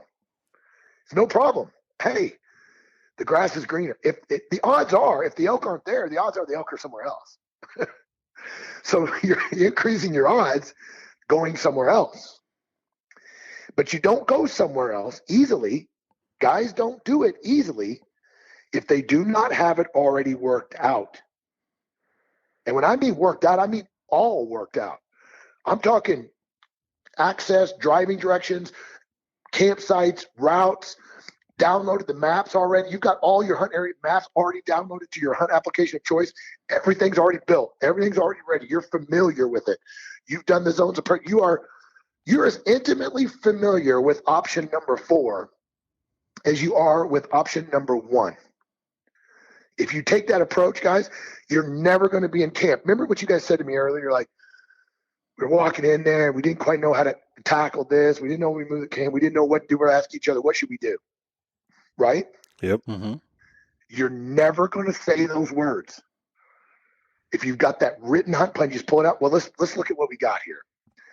Pull it out. Read it. Guys, you're not going to remember everything you put on there.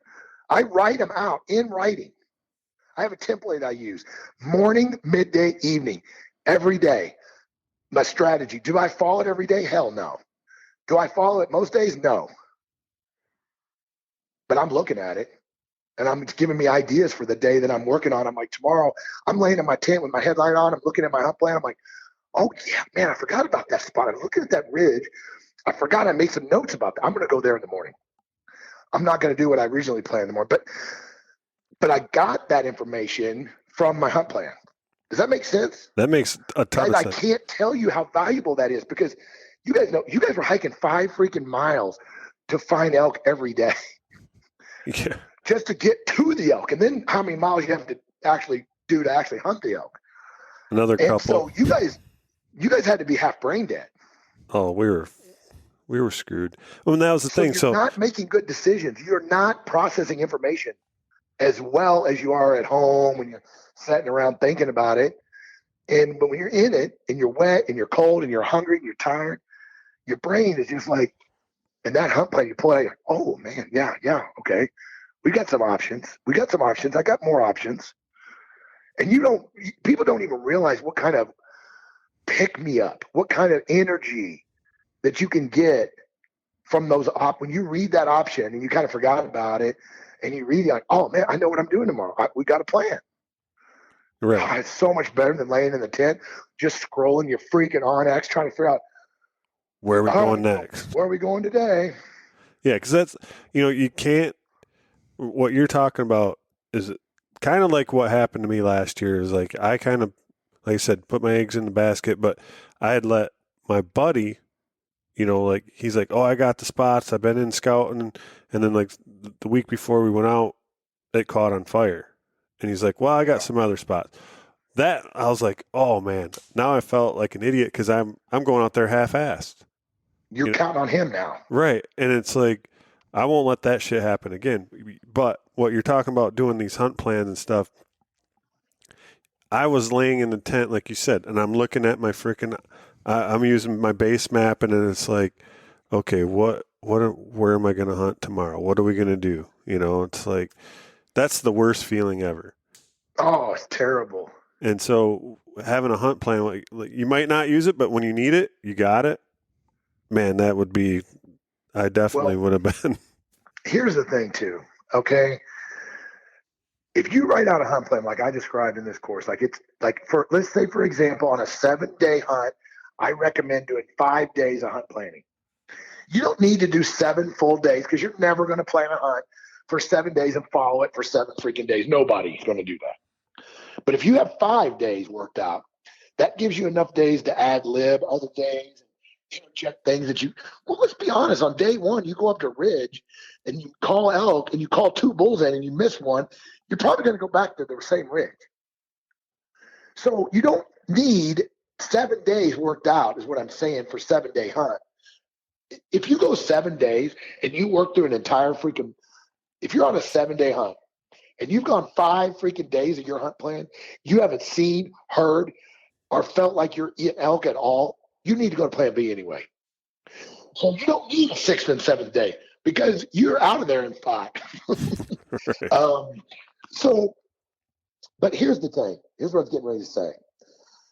When you do a hunt plan, like I'm saying, at the level I'm saying it, I mean, into the nth detail written out, almost planning routes. Where are you going to get your water? Where are you going to where are you going to call from? Where are you going to glass from? What north slopes you're going to look at? What benches you're going to climb up to and see if there's sign or rubs or whatever you're doing. Looking for saddles, see if there's trails for these saddles, all these features. If you write this all out and you do it for the days that we're talking about and different elevation, there's a lot of factors go into this, not just doing it, but there is one element that people don't underestimate. They way underestimate, and I call it historical knowledge. When you go through the time to study it and look at your maps and look at Google Earth and your base map and whatever you're just studying and studying and studying. When you hit that field, you are educated. Your historical knowledge is just almost seeping out of your pores. I mean, I know it's hard to tell. I get excited about elk hunting, but guys, your historical knowledge is just elevated. That's what next level hunters do. You guys most people don't realize how much. I called my buddy just a while ago. What are you doing? Oh, I'm studying some new hunters. I'm like, oh, really? I was doing that this morning. And one of my worst things about creating this course, I'd be looking at some spots for some samples, and all of a sudden I'd find myself like The next unit over, I'm e-scouting. I'm like, damn it, I gotta get back to the freaking job here. I mean, and because I just would lose track and I'd be over in some mountain range looking for another spot for me to hunt. And but the historical knowledge that you're banking, it's like putting a deposit in the bank. And when you go on that hunt, it's available for withdrawal.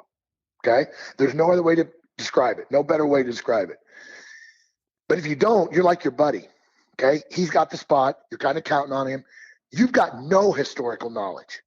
When you roll into that plan B option, you're looking at him saying, well, where should I go? Am I right? Oh, absolutely. So what happened when we went to the third spot, we ended up staying in a motel, and I was like, we need to get somewhere that's got some Wi-Fi because I need to download these maps. Because like you said, I'm going in there completely blind. I don't even know what this area looks like at all.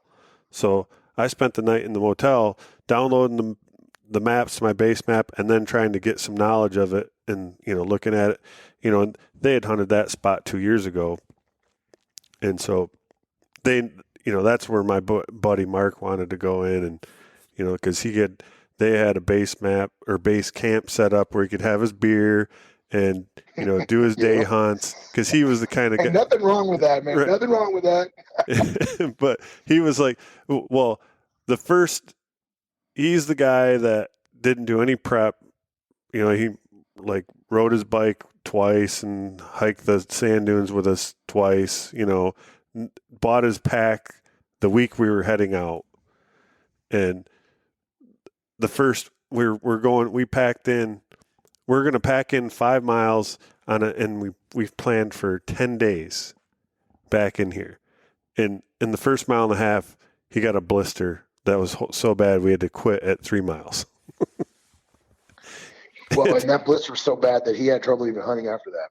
Yeah, luckily, he had to hike back out in the morning and get his other boots, and he ran into a smoke jumper, and because he's like talking about this blister, he was going to go in and leave, get in the truck, and go to a pharmacy and try to find something to. And the smoke jumper's like, dude, he's like, just get some duct tape. He's like, matter of fact, here, I got a little extra. Duct tape it and put your other boots on and suck it up. And he made it. The duct tape was the best thing ever. But, well, Leuco tape. So that's another tip. So if you want to know what to buy, it's called Leuco tape. Yeah.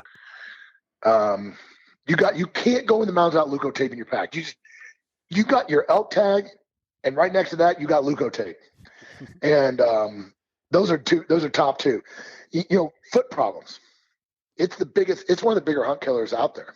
Oh yeah. I mean, it's hard to guys. You're tough. I mean, even the toughest dudes are crying with that. It's just, like he said, get tough. I understand that, but the reality is, it's a very debilitating situation. Yeah. When it gets that bad, it put him down. Like I said, like he was. I mean, mile and a half, and he was like, "Man, I'm hurting." And by mile 3, he was like, "We got to stop now." See, and that's the other thing too. The minute you feel it, not a mile, not 2 miles, not when I get to camp, I'll fix it. The minute you feel something wrong, pull those freaking boots off right there. Get your duct tape out, get your Leuco tape, whatever. Take care of it right then. Yeah. And if you stop it as soon as it gets hot, when a blister, guys, you don't just magically get a 4-inch blister. Right. You get a 4-inch blister because you won't stop. You just keep going until it's so bad. Then you got a problem. But the minute it's hot, the minute you're like, okay, I'm going to stop, throw a piece of tape on this. Sometimes that's all it takes. Right. And like this bear hunt we went on, we crossed 7 rivers. And we were taking our boots off every time because it snowed. It was cold, so freaking cold. And so we're wading across barefoot and we with Crocs on, and then getting the other side. I'm kind of half-ass drying my feet with my socks, throwing them on. Well, then we killed a bear, started doing this 3-mile side hill business. My feet were still damp. I mean, I got hot spots, okay? I wasn't getting blisters yet, but hot spots, serious ones. And I'm like, so I stopped, threw a freaking half a roll of freaking Leuco tape on both feet. Boom. Never felt another Never even knew I had a problem. But I know better to keep pushing it. I've learned, well, the only reason I know better is because I've freaking been in that situation. Well, it's a great transition. Like, so one of the things that we talk about a lot with whitetail hunting, and you had mentioned like Instagram and social media earlier. It's real easy for even podcasts like ours and, you know, just everything that's out there trying to market to you about gear. We're in a real gear driven society and like community, you know, with hunting and all this stuff that's in front of you constantly. You know, and we kind of lean towards more, you know, experience, woodsmanship. Knowledge kills more deer than any bit of gear. Oh God. But the other side of that is for new guys going out there, like guys like yourself with 30 years of experience, and the leukotape being one of them, boots being important outside of, you know, your feet. What is another, important piece of gear, and maybe something else that's maybe overhyped, where you're going to spend your money or, you know, whatever? Well, you know, we talked about the foot problem. Boots are obviously an issue. They're a big deal. You can't, you know, and just because your buddy loves crispy boots doesn't mean you're going to love crispy boots. I mean, I hate to say this, but it sucks to buy a $500 pair of boots and then they just don't work for you. I've done it. My wife has some shoes. Okay, a few. But when she goes down to my hunting room, she goes, "Dude, what in the freak?" She's like, we got to have a garage sale. I mean, you can't wear that many pairs of boots in the rest of your life. And I'm like, half of those boots I can't wear.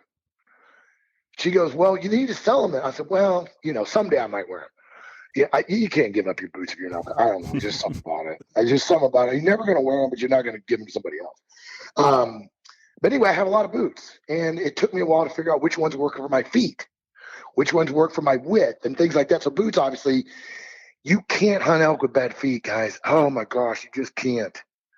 You've got to. Your feet, you can almost be wet. You can deal with a lot of things. Your feet get you everywhere you got to be. And it's a big deal, really big deal. Do not underestimate it. As far as breaking a man, hiking with him, getting him used to. When you find a pair of boots, save your money, buy two. Okay, have a backup pair, the same pair, same boot. And I know that's a lot of money, but I'd rather I don't want to diss any companies, but don't buy $200 hunting pants. Okay, stop it.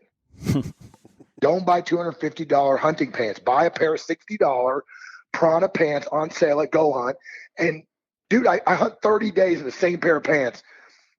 They're Pranas. They're $66. They're the best elk hunting pants on planet Earth. And they're freaking from a yoga company. And the first line, I get it. It's great to say you look good, but the money you save on those pants, you could apply to some new boots. So, you know, there's a few things like that. But the number one, one of the biggest things that guys run into, especially Midwest guys, is the water. Okay, guys, water. And I've learned this the hard way. Okay, I'm naturally like dehydrated most of the time. It seems like I just don't drink enough water. I did the 75 hard. I just finished the 75 hard, guys, and like less than a week ago. One of the biggest struggles in that program, I don't know how much you know about it, you have to drink a gallon of water a day. I haven't drinking a gallon of water a day in my life. Even when I did Ironmans, I don't think I drank a gallon of water. I don't know. Maybe I did. But I just sitting around drinking a freaking gallon of water. It was difficult for me. But, oh, man, did I feel so much better when I started doing it. So I can speak to this from experience. So when you come from the Midwest and you go elk hunting, you're coming from a humid environment, especially like Michigan and Missouri, all these. You're coming from a more humid environment where you're used to that humidity. And you're coming out to no humidity. And your body thinks it's not thirsty. Your body's like, I'm doing great. But it's not. You are not sweating as much. You're like, okay, well, you know, no big deal. Most elk hunters do not drink near the water they need to drink. Okay? So that's number one. So your water system, which I'm going to talk about. But number two is electrolytes. Because when you're not sweating and you're like that dry perspiration, you're still losing that moisture. And guys will start drinking to compensate. So now they're drinking a lot of water. Now they're flushing electrolytes out of their system. So a lot of guys don't pack electrolyte stuff. Now guys, Mountain Ops and Wilderness Athlete and all these companies are now marketing that stuff to hunters now. So it's getting a little more known that you need to kind of do it. I'm not recommending those products. I'm just saying, I'm not saying they're bad either. I'm just saying that the awareness is more. Like I use a couple different things. I use Liquid IV. I think it's one of the best. I'm looking at a bottle right. I'm looking at a freaking bag right here. I mean, it's not super cheap, but dude, I do one a day. Every day, I at least I have that Liquid IV pack in my water bottle. Usually, first thing in the morning, I throw it in. If I'm really had a rough day and I'm freaking hiked like crazy, I might have one in the evening. They're super light to carry. They're not hard to carry. The next thing I carry, if I'm really feeling down and out, I carry the new powdered Pedialyte. That's more intense. And it's got a lot more flavor. And it's kind of hard to drink some. It's kind of thick almost. It's just more intense than the Liquid IV, but it's got more in it. So if I'm really down and out, I'll hit the Pedialyte with my water. Those are game changers, guys, when you're hunting. They're almost as important to me as my food. And so that brings me to water. Okay. So here's a scenario. You tell me if this happens to you guys. You're hiking down the trail. You're drinking your water, probably not as much as you should. You got your liter bottle. You got your Camelback, whatever your system that you decide to go with. I quit using the Camelback for a couple of reasons. I like the idea of having quick access to the water, but I can tell you why I stopped in a little bit. But you're drinking your water.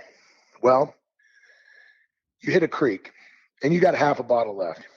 You should kill that bottle and fill it up and drink it and get another one. But you're not going to, because your water filtration stuff's down in your pack. You got to take your pack off. You got to dig it out. You got to figure it, you got to do the work. And you're not going to do it a lot of times. And now you put yourself in a little bit of dehydrated state because of it. So planning out how to filter, or, whatever you're using, a SteriPen or a Sawyer, whatever you're using, it's got to be quick access. I mean, it's almost like a separate pouch on your pack that you don't have. Just make it so simple. And it's so effective. You're so used to doing it and so effective that you never want to cross the stream without getting some water. Your hunt will improve exponentially by just doing that. Now, in your areas of low water, that's a whole nother issue. I carry these things called Hydro Packs. They're like collapsible balls. You guys know they're really lightweight. They're like almost flimsy, but they're pretty tough. Do you know what I'm talking about? They're collapsible. They're thin. Not familiar, no. Anyway, they're called Hydro Packs, and there's several brands. But I always have one or two of those in my pack. They don't weigh anything. But when I hit a water, if I feel like we're hunting for water, I can fill those up, not treat them. I don't treat them in that. Just fill them up, throw them in my pack, and carry them to camp. Because what happens is if you got a bottle and you only got 32 ounces and you got to cook a meal that night and you're using some of your 32 ounces, you're shorting yourself on your water. Does that make sense? Mm-hmm. So having these extra vessels to put water in is important for deer too. So water treatment, easy access. I use a SteriPen a lot. I've switched to that over the recent years. I use Sawyer. Those Sawyer squeeze, their things are fast, they're easy. I quit using the Camelback because I wasn't drinking enough water. I never knew what I had in my pack. I was always worried that I was running out of water, so I wasn't drinking. Does that make sense? Yeah. Oh, yeah. Like I didn't know what my level was all the time. So I'm like, well, I'm just not going to, I'm going to save it for later. And I felt like, but when I could look at the bottle and I could see the level, I felt like I drank more. Even though the bottle's a little more cumbersome on your belt, you don't pull it out. You don't want to pull it out as much. I like the ease of the Camelback type of things. I really like it having quick access, but It's harder to fill up. It's harder to do than other systems you can get where it's, it's a lot easier, but you really never know what you got.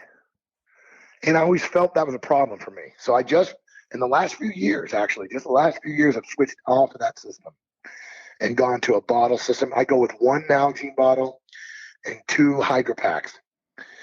And most of the time, my Hydro Packs are empty in my pack. They're just filled up like at camp, or if I get a water source, I know we're getting close to where we're going to stop for a while. I'll just fill up one so I have some water, some extra water. And the SteriPen is really nice too because you just can fill up, treat it, done. I keep it in my outside pocket, never even take my pack off. It just fits in my belt pouch. I have a little belt pocket, it just goes in there. And that's one of the reasons I really like it. It takes 90 seconds. Boom. Now, it doesn't work that great with cloudy water and stuff like that. It's not that great for that. But clear mountain water, typical type elk water for the most part, unless you're in New Mexico or Arizona, it works really good. So that's a good tip too. So. Awesome. Yeah, I think we've kind of gone through most of the stuff that I had on my list and, a ton of other stuff that's extremely helpful. You've talked a lot about the course. Where can people find the course and how did that come about, I guess? Well, of course you can get to it if it came about real quick. I know we've been going a while here and I'm sorry. Sometimes I get real long-winded and stuff. So I apologize if that was, too much at times, but like I said, it's hard to tell I get excited about elk hunting, but I love it. And I now to the point I love sharing it. And I didn't used to be that way. And in my now I'm 55. So I feel like it's my time to give a little bit back. I mean, whatever I can give back. Again, I'm not a giant killer. I mean, I'm just not. But I'm an elk killer. And I hope to kill a few giants before I retire. I'm working on it. I've had my chances. And just, whatever. And but I love the pursuit.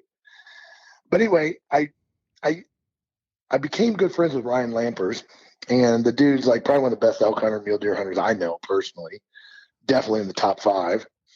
And just really appreciate his friendship. And he started this thing called the Western Hunting Summit, which is starting this weekend. There's 3 weekends in a row starting this weekend. And 3 years ago, and he invited me.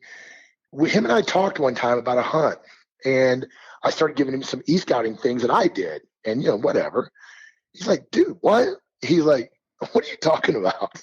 I'm like, yeah, Google Earth, you can do cattle allotments, you can do fires, you can do all kinds of things with Google. He was just kind of surprised that you could do all the things with Google Earth that you can.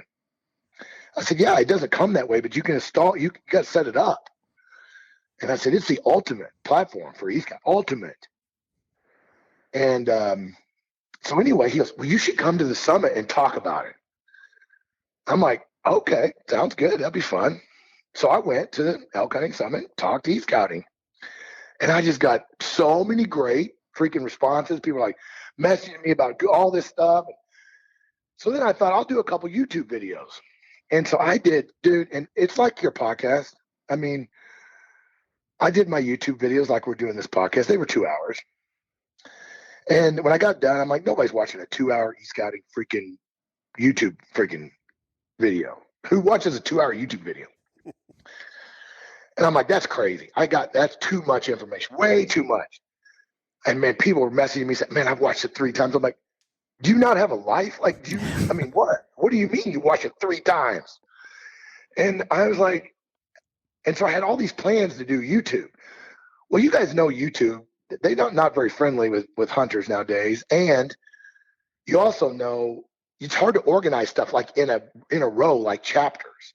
You just keep putting out a video, and if they watch that one before the next one, there's no method to it, really. You just throw it out, and it's not in a good chronological order, whatever, et cetera. So I'm an IT guy by nature, and I said, I'm going to build a course, like an educational course, like a curriculum, like a college course. Because Elk 101, when Corey Jacobson built Elk 101, it was more just about how to hunt elk, which is great, which I highly recommend that course.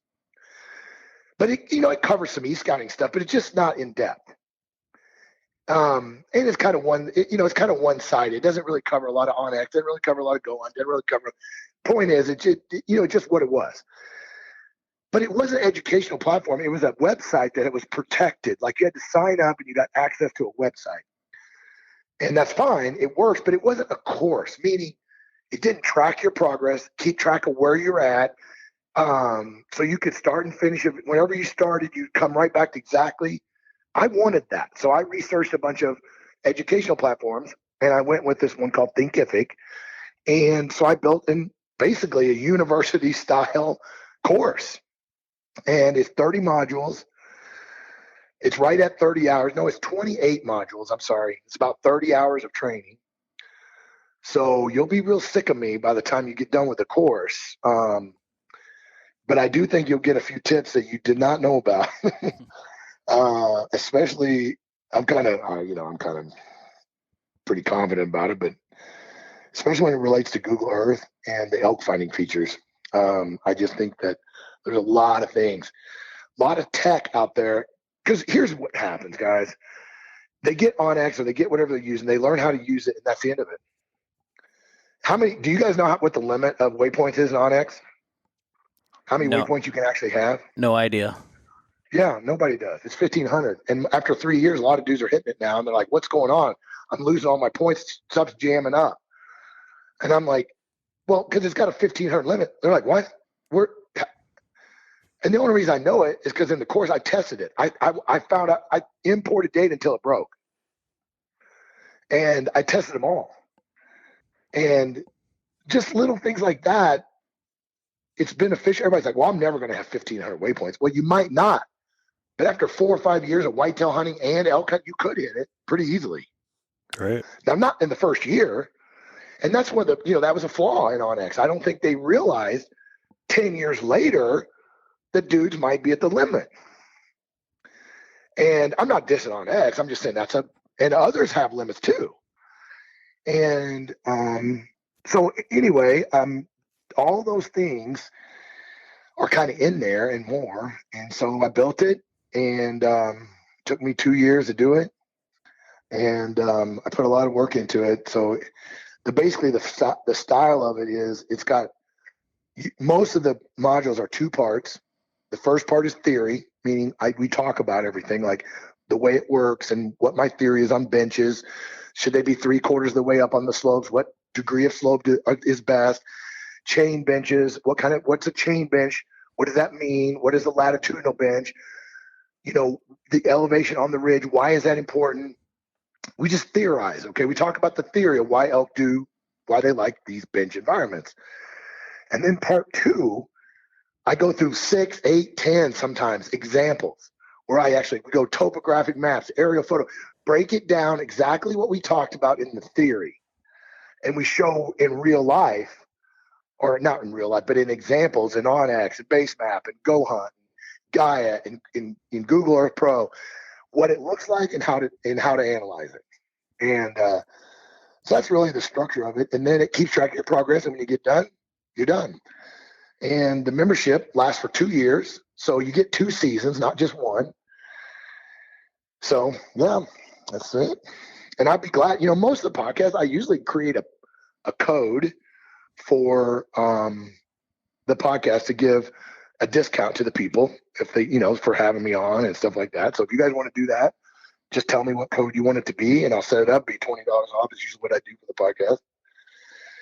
Awesome. And I'm glad to do it if you want to do it. Yeah, I think guys will really benefit from that. And I've been actually messaging back and forth with a couple of guys on some of the whitetail courses and things. So, certainly there's a need for this across all avenues. And, what you're doing is such, it really is high level e-scouting.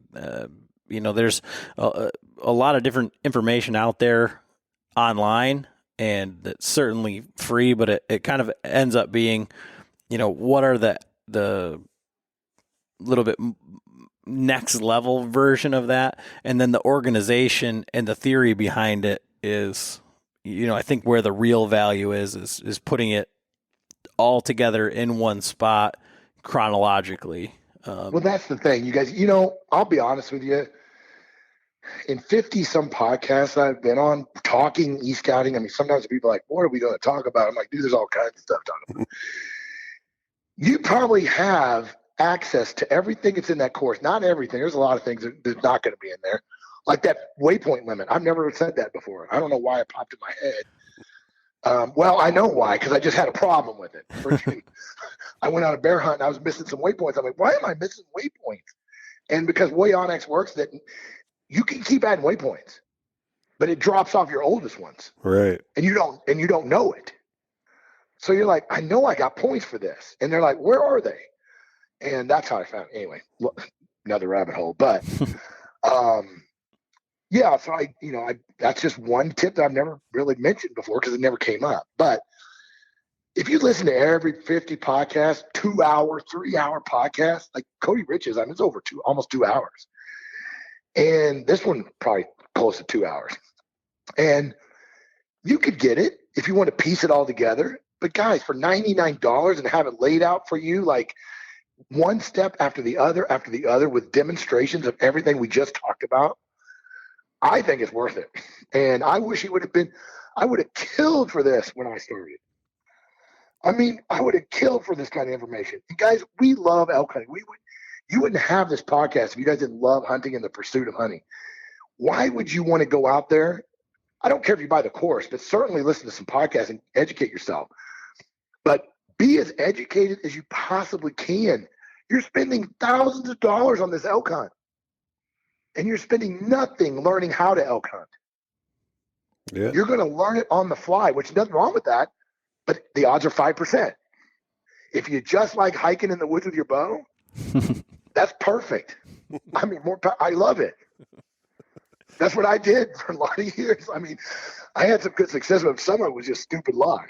I'm kind of being not serious, but what else in life? If you're going to work on your car, if you need to replace the heads on your car, do you just start yanking the heads off? Or do you look at you watch a YouTube video first? I mean, I know that's simple, but is it not true? Yeah, oh, absolutely. And Yeah, so, 100%. Education is something I think has been missing. Like you look at photography and filmmaking, and I don't know what you guys do for work, but we're always continuing learning how to build web. We're continually on the search to expand our knowledge base in a lot of other things in our life. But for some reason, as elk hunters, we don't. We listen to some entertaining podcasts, maybe some that I'm on not so entertaining.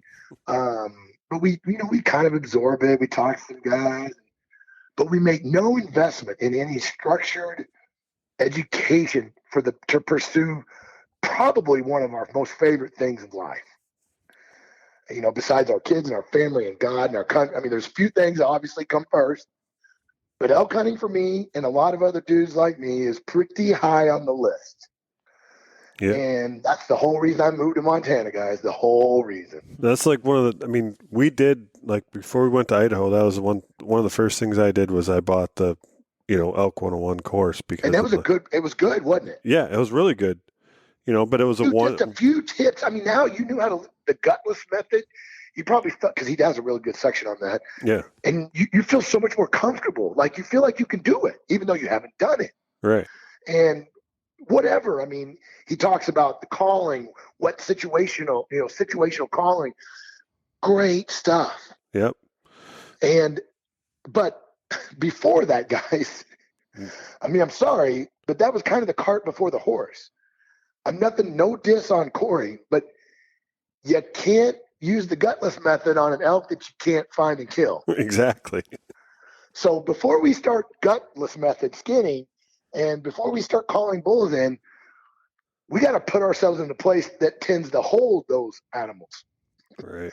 And that was kind of the cart before the horse in my little opinion. But oh yeah, that's definitely. Well, I know I get a little long-winded, but thanks guys for having me on. I was looking forward to this podcast. I haven't done one in a while, so I was kind of excited about talking e-scouting a little bit. It's kind of middle of summer. I was kind of thinking about elk hunting now, and it's a good time for it.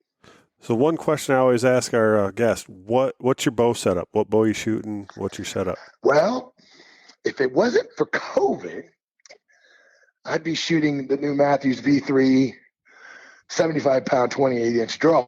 But right now I'm shooting the Matthews No Cam from a couple years ago, or the Zero Cam, 75 and 28-inch draw. I like to use, I use cutting broadheads. I two broadheads I use: QAD, Kudo, and Nap 125s. Those are the three I kind of focus on. I like a cutting tip broadhead. I'm not a big fan. I've had so many problems. Not me, but my friends have come and hunt with me with expandable broadheads on elk. I don't want to get in that whole conversation. That's a whole debate. I freaking get it. There's nothing wrong with them. I just have not seen success. Right. Whitetails, I've freaking slayed tons of whitetails with freaking expandables, but not elk. I have not seen that much success. So I kind of focus on harder hitting, heavier cutting tip, or more cutting tip type broadheads. And so no, Matthews, I've shot Matthews most of my career. Guys, bows are like, I don't know. It's just you get almost in a rut. I need to expand my horizons a little bit. I just love them. And they just shoot so good for me and fit me so well, and I can work on it myself. And so I am trying to get a V3. But I'm left-handed. The problem is I'm left-handed too. So I have to get the left-hand version, and sometimes they're not available. And I've been procrastinating. I've been busy. I'm almost 30 days in bear hunting this year. It's been a ridiculous numbers of days I've been hunting bears. And it's been the funnest bear year I've ever had. And I haven't killed a freaking bear. Now, we've killed a lot of bears, but I personally have not. And I got a little picky, and now I'm paying the price. Now my wife's mad because we don't have any bear meat. And so I spent too much time bear hunting. I should have been buying bows. But anyway, that's what I shoot, man. I like Matthews, and I'm looking forward to trying that V3. I got several friends that are using it. So yeah, it's a nice shooting bow. I shot it. What do you guys use? We just switched over. Last year I shot the PSE, John Dudley's version. This year I switched over we kind of all went, Adam's shot Bowtech or Diamond for the last several years. And so I picked up one of the Revolt X Bowtechs. Okay. And I was actually, like tonight I met a couple guys at the club and working on their bows and stuff. And I was, you'd put it in the press and, twist the yokes up and this and that for the other bows. And I just pulled out the Allen wrench set and I would tweak the top cam over a little bit and end up getting my bullet holes without even putting the bow in the press. So I was like, man, this is pretty sweet, tuning a bow, not having to put it in a press. And so it's shooting. I got it shooting pretty good. Well, don't take people listen to this, don't take my bow advice, guys. I shoot what shoots. I'm kind of one side. I tell you to get educated. I tell you to expand your horizons, and then here I am telling you I don't try any other bows. So don't. I'm kind of one of those guys that, do what I say, don't do what I do. So I've just had good. It's like the guys that keep going back to the same hunting spots. I'm kind of like that with bows. I'm like afraid to leave something that's been so good to me. Yeah, that's the thing. The one thing that we talk about is like shoot what feels best to you, but then the other thing too is like a lot of the whitetail guys that like the real true killers that we've talked to, they shoot the same bow that they've shot for years. Like they don't go and get a new bow every year. It's like I know this bow kills, so I'm not gonna. They focus on all the rest of the stuff. So you don't have to focus on all the the new. You don't have to have the newest, greatest, best bow because it might not shoot good for you. You know? But I did. I originally was looking at the Matthews, but I was looking at the Atlas because I shoot a 31-inch draw and I like a little bit longer axle to axle. Oh, geez, you're like freaking giant. So I got a pretty big wingspan. I'm 6'3", so my little 28-inch 5'9", I was like, I'm going with the 30. It's a 31, right? Yeah, the 30. You can get the 27 or 31. Is that right? Well, 28 and a 30 and a half. 30. Yeah, I decided not to go with even with my 28. I didn't go with the small. I'm not going to go with the smaller one. I'm going to go with the the whatever, the bigger one. Yeah, 31 it is. So here we go. So okay, I'm pretty geeked out on e-scouting. I'm not that geeked out on bow. So I practice super good. I practice super hard to 75 yards. I'm freaking money. And I just work at that, and that's kind of the end of it. That's the thing. Like, you got to have the confidence in your equipment. I know guys that feel like they're not shooting if they don't put their bow in a bow press every single day. And I'm like, no, my bow goes in the bow press like in emergency situations only. And so, yeah, so I'm not a good person to ask that. I ask for. I've got a lot of good friends that are really, really good. So I have no problem asking for help, and that's one area that I do ask for a lot of help. It's definitely like I said, I was looking at that atlas, and I actually talked to the rep, and she's like, yeah, and this is back early in the spring. She's like, we're looking at the earliest you can get that bow is June 21st.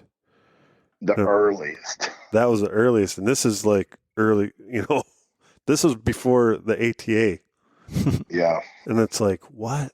I mean, we have our TAC shoot, the Total Archery Challenge is this coming week. I'm like, and we like to test our equipment there before we go out west. It's the closest thing we have. And it wouldn't even be in time for that. I'm like, yeah, not going to do it. Yeah, I wouldn't do that. No. So, well, I'm going to send you guys 2 codes so you guys can check out the course and make your own opinion. And what code do you want to use for the discount for your audience? You can pick. Do you have one that you use? Yeah, if you just put Chronicles, that's Chronicles. Okay, yep. Chronicles it is. So if you're listening, just use that, and they'll save you $20. And then maybe you can message these 2 guys and give them a couple days to finish the course, and they can give you their true, raw, manipulated opinion. Awesome. I'm looking forward to it. Yeah, for sure. And where can guys go and check out your stuff, your course? Where can they find it? TreelineAcademy.net is the course, but you can get everything at TreelinePursuits.com. Treeline Pursuits is kind of my, if you want to call it, brand. It's kind of everything. My llama rentals, my llama guiding trips, my fly fishing training. That's the other thing. I love fly fishing too. And so all that stuff you can find. You talked about dehydrating. We can't get into that tonight. I won't wear you guys out tonight, but we should do another podcast about dehydrating meals. That's going to be my next course. I'm almost as geeked out on that as I am e-scouting. So, but I have recipes. I have dehydrated equipment that I use, bags I use, all that stuff. TreelinePursuits.com and TreelineAcademy.net. And I hope you follow me on Instagram. I post most of my stuff up there just at Treeline_pursuits. Well, awesome, Mark. I really appreciate it, and it's just been a pleasure talking to you. And oh man, thanks too. for taking really the time. Look forward to meeting you guys. Where are you guys hunting this year, real quick? You never told me where. Where are you guys going out west? Colorado, you said. So I'm going back to Colorado. I'm doing a very out of my element, and John gives me crap about it, but I'm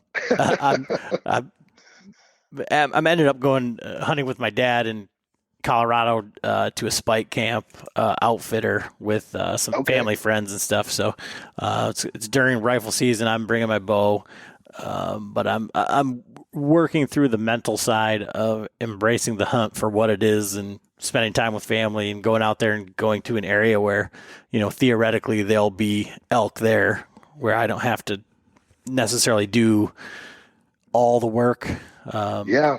Hey, I've done a couple of them in my career, and nothing wrong. There's certainly nothing wrong with that. I mean, if you're on limited time, limited resources, and family, you got other limited. Man, they certainly make it nice for different levels of fit. All the things that go into it. It's a nice way to do it. I got to give him crap for it because it's outfitter stuff. Hey, at least he threw in. Did you notice he threw? I'm taking my bow. Yeah. Oh yeah. Oh, there I'm would going be on a rifle hunt, but I'm taking my bow. right, and that's the only. I'm like, all right, you're taking your bow. I just lost my dad last year, and I told him, I'm like, you're going with your dad, and I would Yeah. give anything to go on a hunting trip, with my dad. So I can't give you Yeah. too much shit about that, but you better kill one with your bow. But so I put in for Montana again this year, but I did not draw a tag. Man, you and everybody else, gosh. So what I did do is I'm on the alternate list, and then Okay. we talked about going to Colorado, but like I said, my buddy lives in Montana, so I'm like, how about?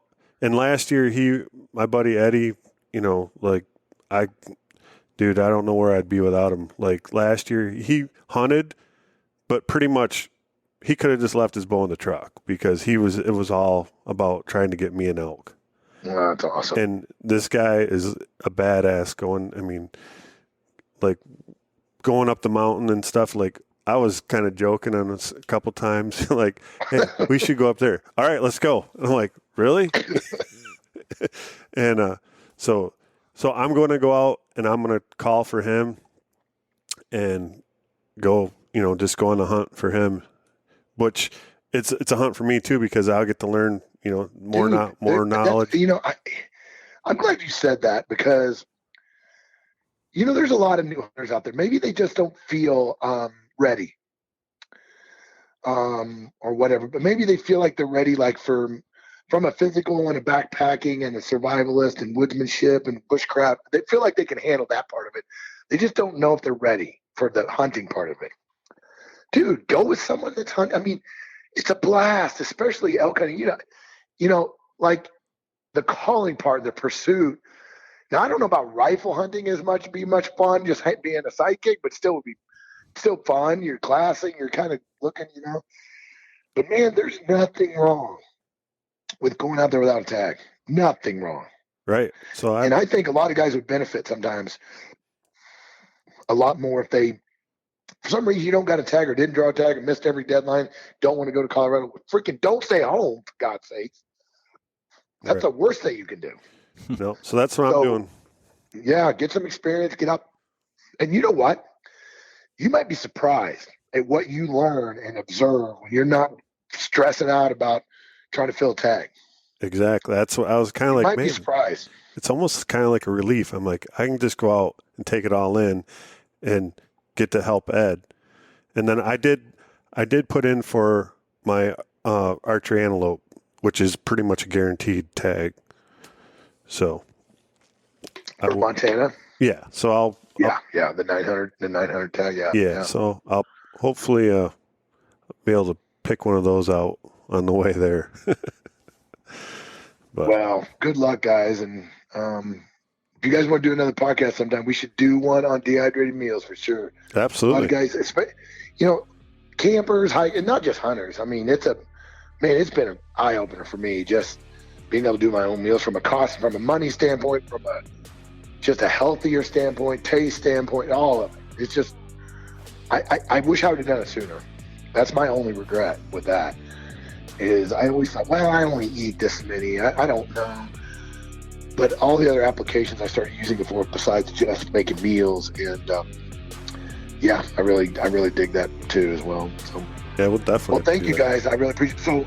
So, Chronicles is the code. I'll set it up right now. So by the time you guys launch this, it'll be ready to go. And I'll send you guys a text or email. I'll send you whatever. I'll send you guys a code for you guys as well. Thanks for having me. I really appreciate it. Awesome. Thank you. All right. Good night, guys. Yep.